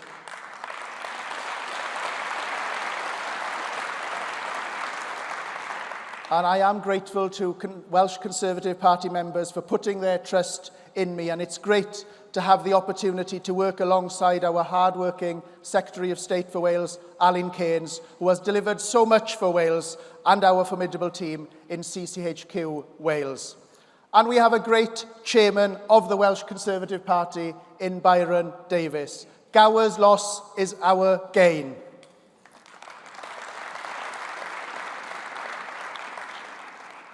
A few weeks ago, my election concluded my party's efficient and decisive leadership contest, in complete contrast to that of the Welsh Labour Party's contest to replace current First Minister Carwyn Jones. He announced in April his intention to stand down as First Minister in December, an 8-month-long goodbye, during which time Welsh Labour have been debating whether to adopt similar leadership election procedures to those which elected Jeremy Corbyn. Surely that should ring alarm bells.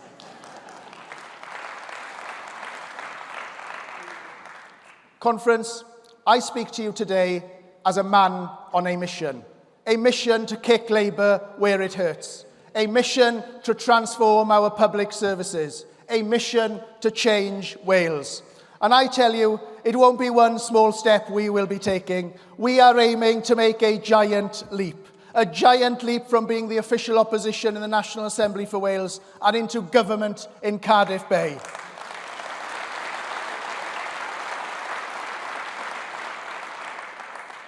You see, Conference, Labour have been running Wales for almost 20 years, but they are running it into the ground. Performance in our NHS and education systems is consistently worse than other parts of the United Kingdom. Welsh patients generally wait longer for an ambulance, longer for tests, and longer for treatment than in any other part of the UK. Millionaires have access to free prescriptions, while cancer patients are denied access to many of the modern treatments available here in England. Under Labour, a third of hospital beds have been axed, cancer and A&E targets have been missed for a decade, and hospitals have been closed and downgraded across the country. And our education system is faring no better. It has slipped down and down and down in the international league tables to become the only UK nation in the bottom half of the OECD World Rankings, and has the accolade of being the worst performing education system in Britain. The rankings placed Wales below former communist states of Eastern Europe, and we are even being outperformed by countries which 20 years ago were recovering from civil war. What an absolute disgrace.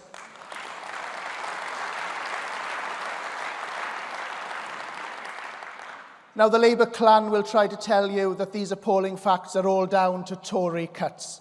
But the reality is that for every £1 spent on hospitals and schools in England, Wales receives £1.20. While NHS spending has risen each and every year since 2010 under the Conservatives in England, spending in Wales was actually cut in some years. Conference, I am proud to say that no modern-day Conservative Prime Minister has ever cut an NHS budget. Shame on Carwyn Jones and the Welsh Labour government for cutting theirs.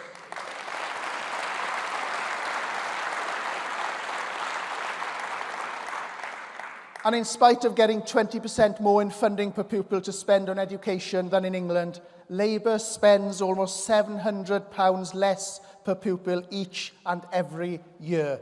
It's no wonder that scores of schools have closed their doors in the past decade and that this summer Wales saw its worst GCSE results in 15 years.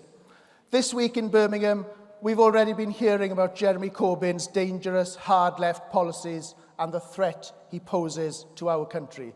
But don't forget that there is a part of the UK where Labour is already in power, propped up by the only Lib Dem in the village, and as a result of grubby pork barrel budget deals with Plaid Cymru. Now, you may have noticed that Plaid Cymru elected a new leader last week. Well, I have a message for Adam Price. The people of Wales are crying out for a change of government in Cardiff Bay. Prop up another Labour administration at your peril.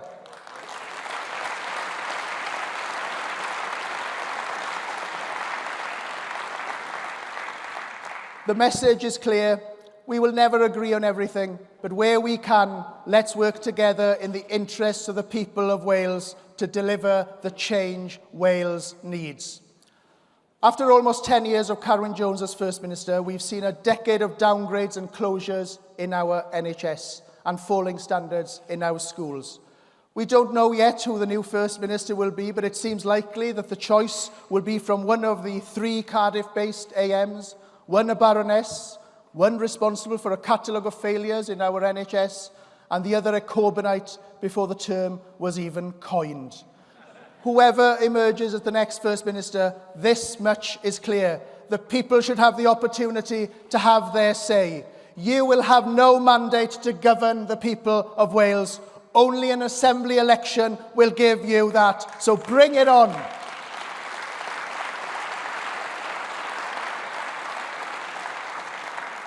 So today, conference, I'm calling on the wannabe leaders of the Welsh Labour Party to commit to give us that election. We Welsh Conservatives are ready for the fight for the future of our precious nation. We are ready to take that giant leap.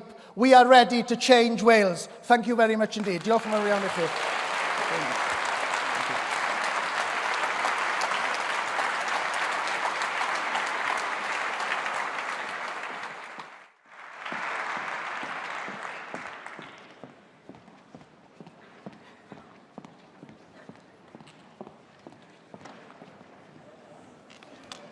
And now, conference, it's time to hear more from our party members. Please welcome David Burrows, Kirsty Finlayson and Miles Evans.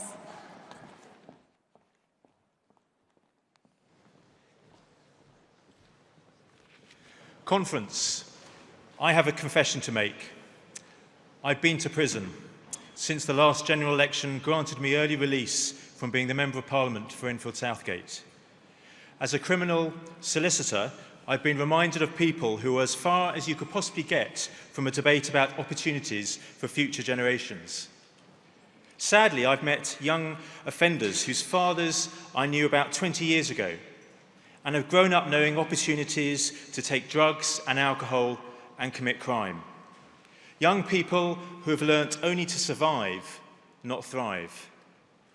And what's been the dominant factor blighting these young people's lives? Yes, addictions and mental health and housing problems, but their foundations have been shattered by their early years family experience, growing up with trauma and conflict rather than stability and security. Conference, when families are fractured, opportunities are likely diminished. But Labour, they try to talk a good game about fighting poverty and providing opportunity, but they keep missing the goal. In Liverpool last week, it was like playing football without their strikers Salah, Mane and Firmino. Strengthening families don't get a look in Labour's pitch. They ignore the overwhelming evidence that family circumstances is as big a driver of poverty as is low income. It's up to us Conservatives to put families at the front, back and centre of policies to provide opportunity for future generations. A Conservative-inspired manifesto to strengthen families is putting relationships education in the school curriculum, and with families building that resilience, that respect for healthy relationships, which is so lost on my criminal clients. And it's Conservative councils like the Isle of Wight, like Chelmsford and Westminster, which are trailblazing family hubs, integrating services and supporting parents with children to young adults. Conference. As we heard with our oceans, so with our families, there is no time to lose for the sake of present and future generations. Because research shows that Britain has the highest level of family instability in the entire developed world. So all of government, all of our ministers need to get a grip of preventing family breakdown. And Conference, I look forward to coming back next year and hearing a speech from a Cabinet Minister for Families to show that it is, as it always has been, Conservatives who take strengthening families seriously to give the best opportunity for future generations. And finally, one last thing. In fact, it's the very last thing that future generations need is a Labour government, which is why we need to fight Labour and not ourselves and win back seats like mine in Enfield Southgate. Thank you.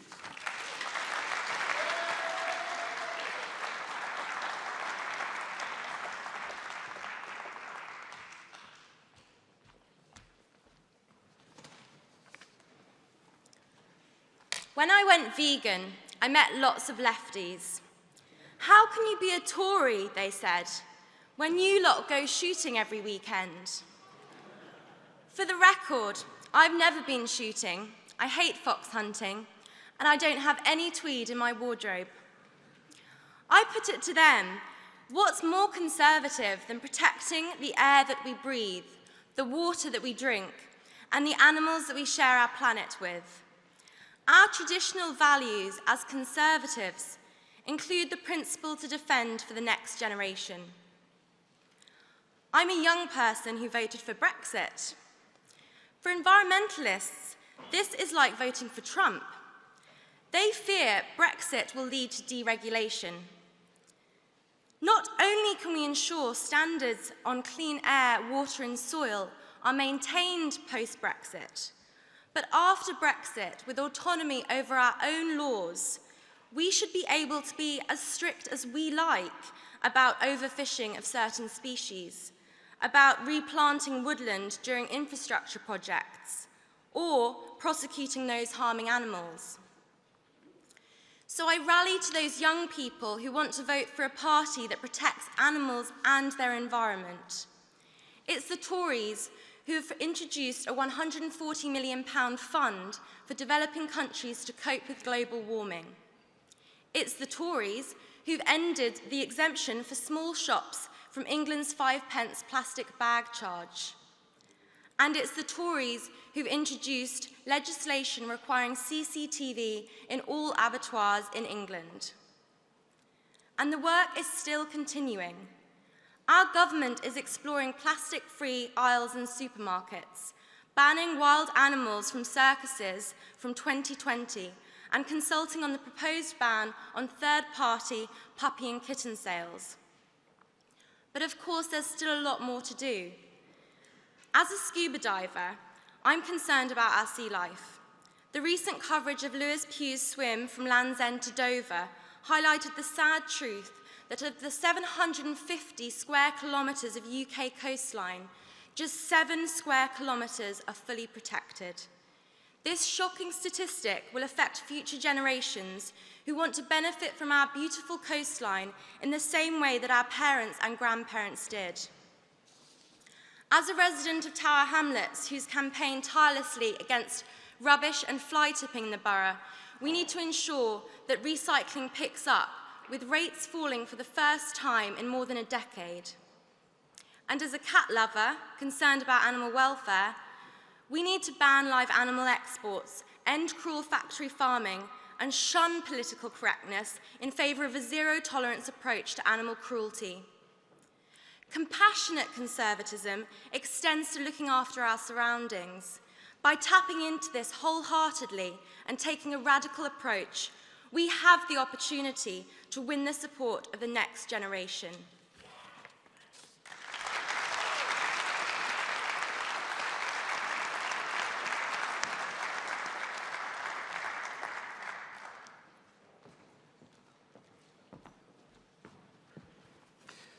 Conference. I'm grateful for this opportunity, not least because in under 2 weeks, my 20s will be but a thing of the past, and with it, the realisation that I am in fact no longer down with the kids. On the bright side, literally, Vincent van Gogh painted some of his most revered works in his 30s. J.K. Rowling published her first Harry Potter novel at the age of 31. And on the subject of all things 30, in 1988, the SDP merged with the Liberals to form what we now know as the Liberal Democrats. And Conference, just look at how well that's turning out. Jokes aside, it's a difficult time to be a young person in our country, and the future may appear bleak. Social media has us all craving likes and retweets, which fosters an isolation and limits our real-world interactions, turning them virtual. The line between work and our social lives has become increasingly blurred, and we seem content to hand over our right to privacy and anonymity to faceless organisations.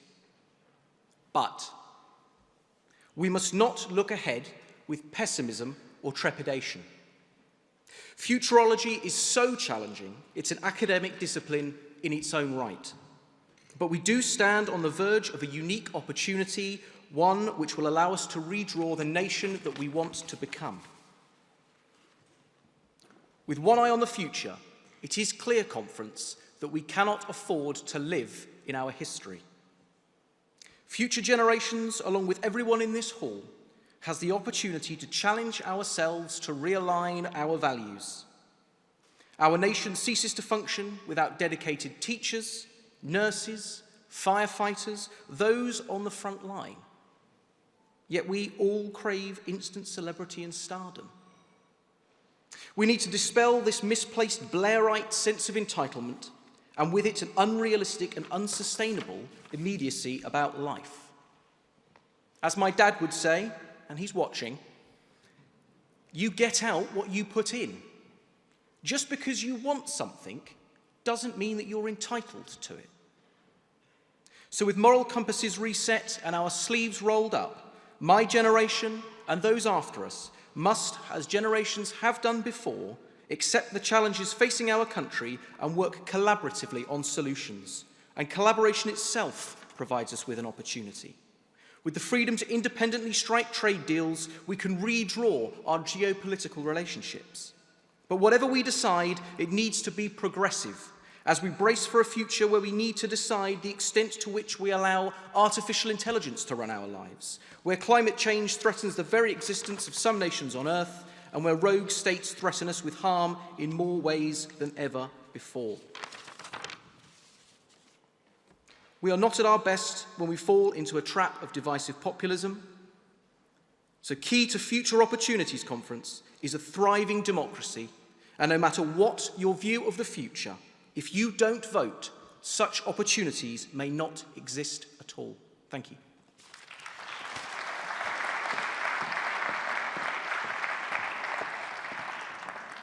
Thank you, David, Kirsty and Miles. And it's now time for our final contributions from party members today.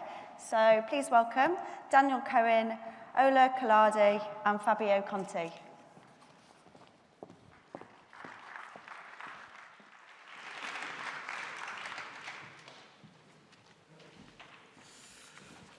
Thank you. It's a huge honour to address you today, Conference, and I'm very grateful for having been offered the opportunity to do so. Conference, don't let anyone tell you that young people are simply not conservative. Many young people are intrinsically in tune with our values and aspirations as a party, and we must redouble our efforts to connect with them and get the message across that we are on your side. We understand the challenges you face in the modern world, from getting a foot on the housing ladder, to navigating your way through the overcrowded graduate job market, to the burden that tax places on your starter salaries. From help to buy schemes to the introduction of T-levels. From increasing the personal allowance to our dynamic policies on mitigating environmental waste, and of course through our commitment to securing a practical exit from the European Union, we are the only party with a serious offer to strengthen and future-proof our society and economy. We have a strong track record to be proud of, but we mustn't lose sight of the bigger picture.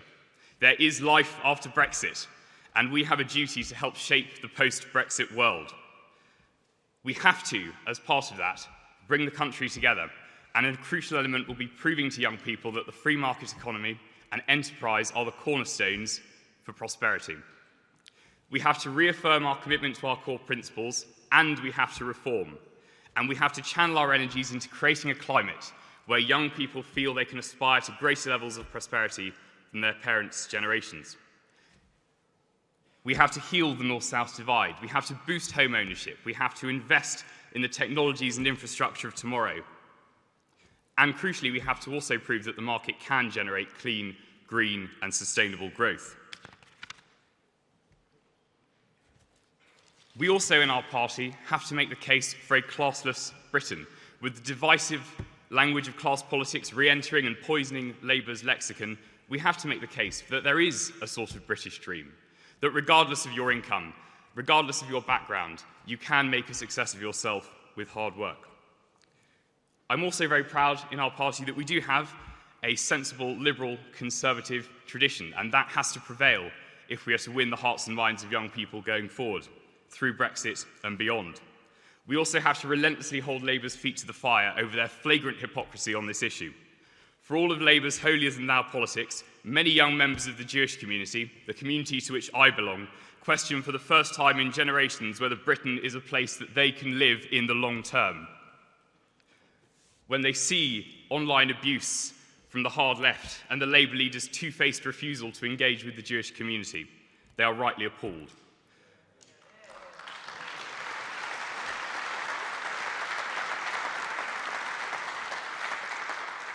I'm very proud that it's our party in government that has provided crucial funding for Jewish community security and has meaningfully engaged with Jewish community leaders. So, conference, we can win the hearts and minds of young people. With a free market, liberal, aspirational and positive approach, we can switch on a new generation of Conservative voters. Thank you.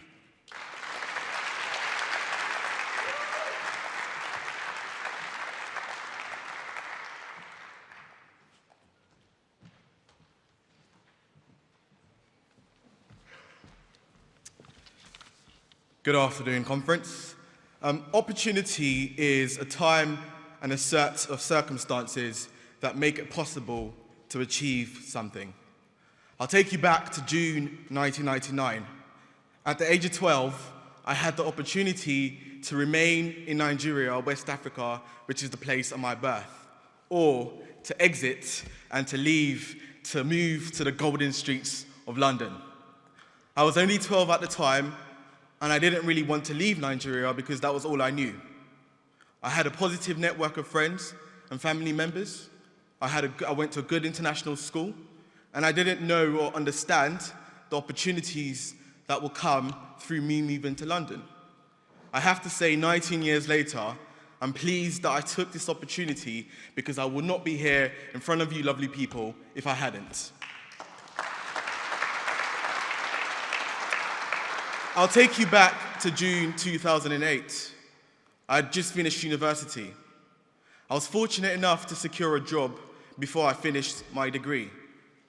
But unfortunately for a lot of my friends who graduated a year after, they didn't have the same opportunity. The Labour government at the time had led us into the Great Recession, and by 2009, this had a significant negative impact on the job market. A lot of my friends could have decided to put their heads in the sand based on the national disaster caused by Labour. But my generation chose innovation. We became more resilient. We applied for hundreds and hundreds of jobs. We stood outside train stations with placards asking for job interviews. And some people took the self-employment route to create jobs for themselves. And this reminded me that opportunity isn't always something that's given. Very often, you have to create it. Conference. If there's one message I hope you take away from my time on the stage, it's a plea. It's a plea that we unify. It's a plea that we work together to spread the conservative spirit of inspiration. That under the Conservatives, Great Britain would always be the land of opportunity, the same country that I moved to 19 years ago. To share our conservative spirit of inclusion, which at the very core of its belief, believes that it's not about where you come from, but it's about where you're going to. And regardless of what challenges we face over the next 2 years and beyond, that we will emerge stronger, more united, not just for us, but for the future generations to come. Thank you very much.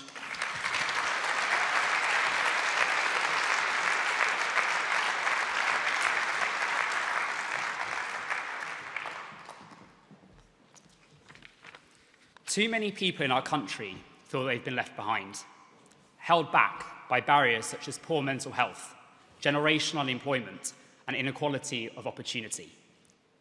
Having worked as a junior doctor at Heartlands Hospital, which serves one of the most deprived parts of this city, or now as a GP in London, I see people trapped in a cycle of poor mental well-being secondary to their social circumstance, which then acts further as a catalyst to entrench them into their struggles, meaning that they fall further behind. When in our country today, just 5 elite schools send more pupils to Oxbridge than 2/3 of all state secondaries, or that 1 in 4 prisoners and 70% of sex workers grew up in care, it demonstrates that we still have a huge task ahead of us to improve life's chances and unlock opportunity for all. To tackle these challenges, action is needed at every stage of life. It requires a whole society response. This action must start at the very beginning of life, because research has shown that a child's early years are crucial. The toxic stress of serious family hardship, economic instability, maternal depression, or family violence has shown to reduce resilience and lead to future struggle with poor physical and mental health and an increased likelihood of being trapped in poverty. Often people battling with these stresses can fall through the net between health and social care. A more joined-up approach, not just at the end of life, but throughout life, will help tackle some of these issues. I believe we need to roll out social prescribing. Healthcare professionals frequently see patients with chronic pain, mild to moderate depression or anxiety secondary to their situation. I believe empowering GPs and nurses with the ability to refer them to specialist advisors who can guide them through appropriate support is a vital service. Where this has been piloted in the UK, it has shown success. Now, I don't believe the government has all the answers, so we must encourage voluntary organisations and charities to develop avenues of support that these people can be referred into. Now, conference, it may seem alien to us why we need social prescribing, but many of us here may be blessed with the informal networks of support, with mentors and the resilience to navigate the hurdles that life throws ahead of us. However, for some of the most vulnerable in our society, we need to help provide that bridge. As we move on from the divisions our country has experienced in recent years and the noise and infighting that has dogged the national discourse, we need to focus on what really matters. And what matters more than ensuring the generation of tomorrow have opportunities today. Thank you.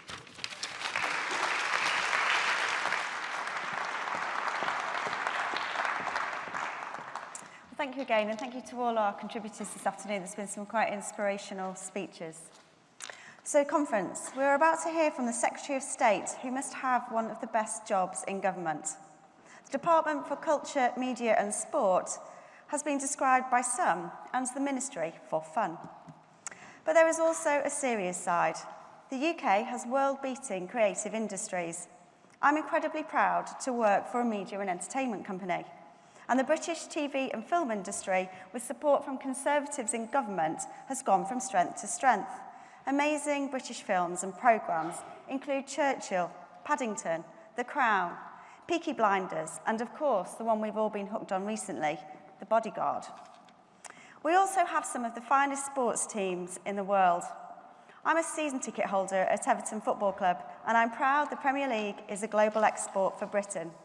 We've also seen massive strides in women's football, both players and pundits and presenters at last. It was long overdue.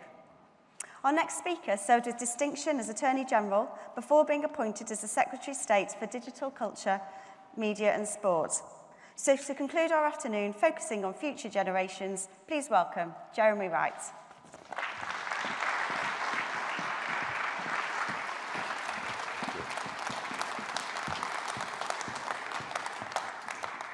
Well, thank you. Good afternoon. And it's a very great pleasure to be here in Birmingham, the city that gave me my first job, to talk to you about the job I'm privileged to have now.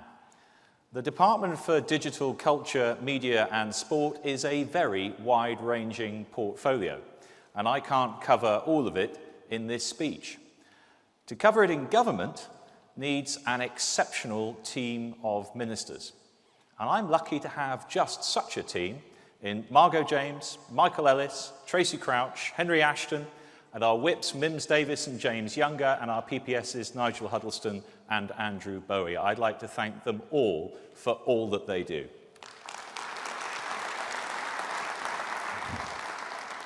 Now, it may not be immediately obvious what connects the different elements of my department's title, but I think that what connects them is what connects us as individuals, as communities, and as a country.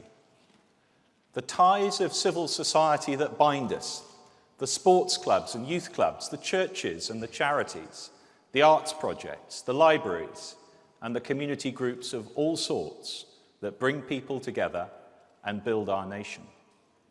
The ties that help us to reflect together, as we do in the centenary of the end of the First World War and its commemorations that move us all. And of course, there are the digital links needed to get the most out of 21st century life. As Conservatives, we should be proud of the fact that we've made superfast broadband available to 95% of premises, as we said we would. But the truth is, that's not much comfort if you are in the 5% not covered. So we can and we must do more. By 2020, everyone will have the right to minimum speeds of 10 megabits per second, and mobile coverage must expand further across the UK. But technology is changing all the time, and we must have infrastructure that can support whatever we will need in the future. That's why we are investing in 5G mobile technology and developing what it can do, including in an urban setting right here in the West Midlands. It's also why our focus will now be on a fibre optic network for broadband that will really make us fit for the future. That is sensible planning. But we must also make sure that everyone can benefit from what these technologies offer. So, as we build a fibre network, we will identify the places the market won't reach on its own, and we will connect them, not as an afterthought, but in parallel with the places it's profitable to connect. Because if technology has the power to connect us all, nobody should be left behind. Technology is changing our lives in many ways, and we can be proud of the fact that many of those changing the world are here in the United Kingdom.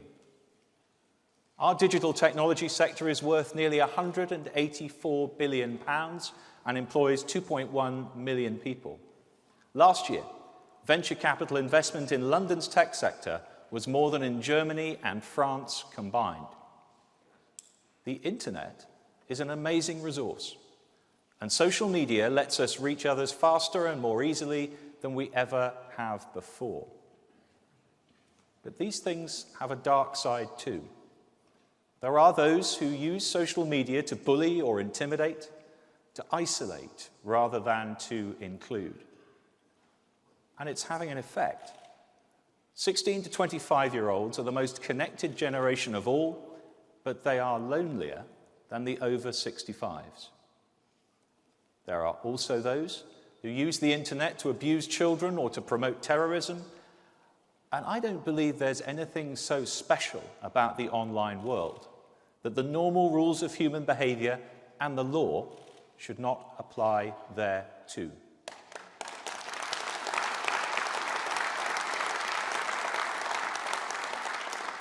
So the time has come to define those rules and how they should apply online.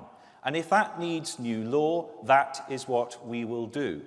Britain can lead the world on this, and we should. Of course, there are many other things that connect us. Our heritage, our history, our art and performing arts, film and television. The creative industries more broadly add a huge amount to our economy and to our identity. They don't just enrich our lives, they help to make us who we are, as individuals, as communities, and as a nation. And they are strengths we will celebrate in a festival of international pride and international impact in 2022.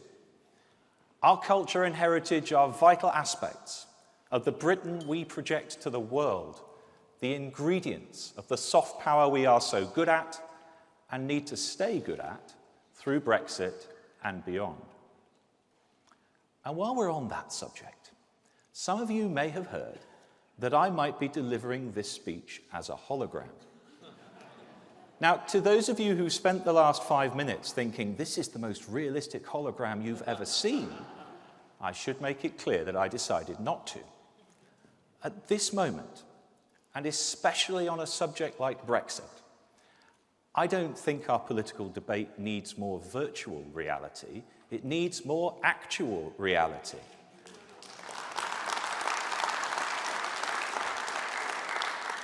And the reality is, we are leaving the European Union.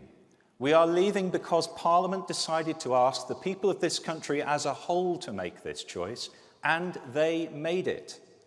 However they voted in the referendum 2 years ago, I believe the vast majority of them now want us to get on with it. And to all those who can't get over the referendum result, to those who seek to avoid it or ignore it, and to those who want to do it all over again, I say it's time to move on. Leaving the European Union in a way that gives us the best possible platform for the future is something we can do. But it is one of the most challenging things the United Kingdom has ever had to do. And we don't have a single talent or intellect to waste in that effort. So however you voted then, help us to build our future now. But we should recognise that the Brexit process has divided us. And recognise, too, those things that can bring us back together. As the England football team did, with character, skill, and real heart this summer. And they weren't the only ones to lift our spirits this year. We've seen the best ever medal haul in a Winter Olympics, a wonderful European Championships in Glasgow, and all 3 Grand Tours in cycling won by Britons, not to mention the Ryder Cup.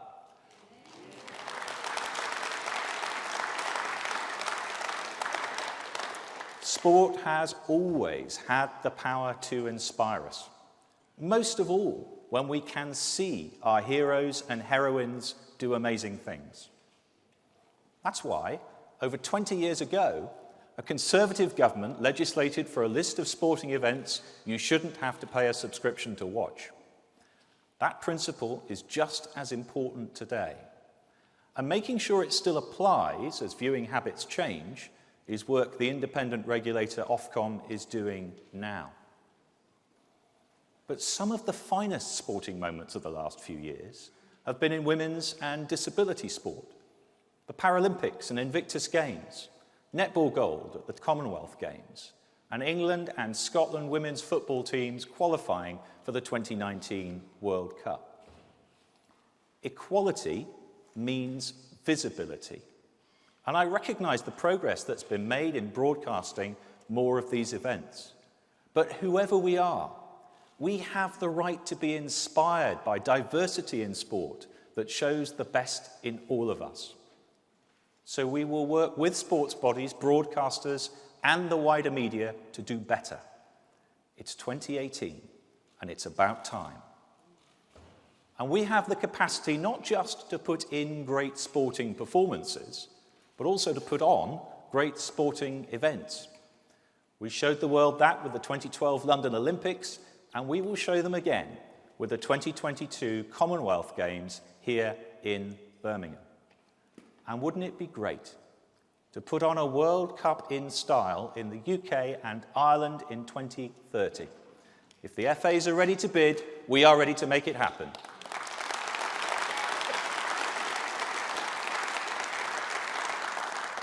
Because we don't just need to project the United Kingdom to the world, we need the world to come here and see it for themselves. Last year, the UK attracted record numbers of visitors, and we are predicted to do even better this year. And crucially, tourists are going beyond London. Record numbers, for example, going to Scotland, to the Northwest, and here to the West Midlands. And as hosts of the Great Exhibition of the North, and described by the Rough Guides as the #1 place in the world to visit in 2018, Newcastle Gateshead welcomed more than 4 million visitors over the summer, including the Cabinet.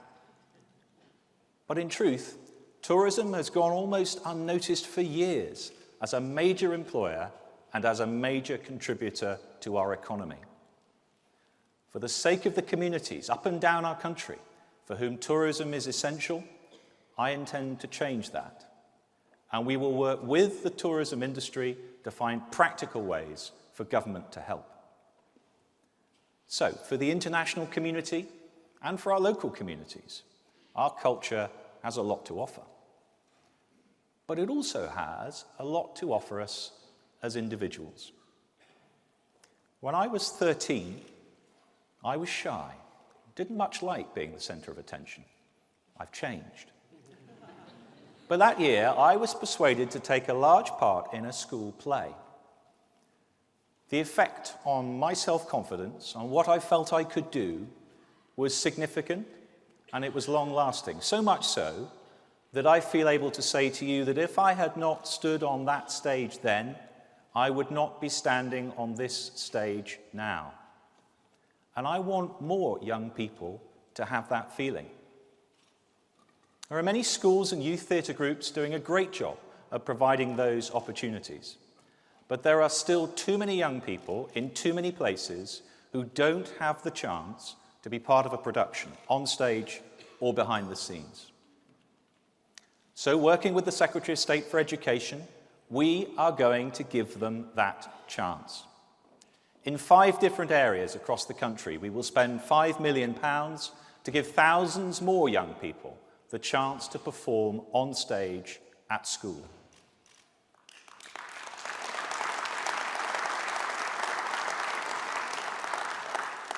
And what they perform matters too. Britain has a remarkable theatrical heritage. The names of our famous playwrights are known the world over. But there are also great British playwrights the world does not yet know, from different parts of the country and from different backgrounds. I want our young people to know their cultural past, but also to get to know their cultural future. To meet the people who come from where they come from and who are writing great plays today. So we will help to promote the work of these new playwrights and help young people to perform their plays. Because our culture belongs to us all, and it is as strong as it has ever been.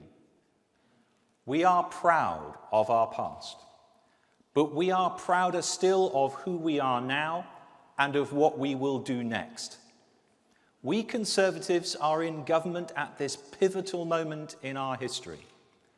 What a challenge, certainly, but also what an opportunity, the chance to design our future. For centuries, Britain led the world in exploration, invention, and imagination. For centuries, in the arts, in the written and spoken word, the world looked to these islands for thought and feeling on what it means to be human. And now, in a century where success will be defined by innovation and creativity, we still lead the world in these things. So this is not a moment to lose our self-confidence. This is a moment, our moment, to show the world that just as Britain shaped the past, Britain can shape the future.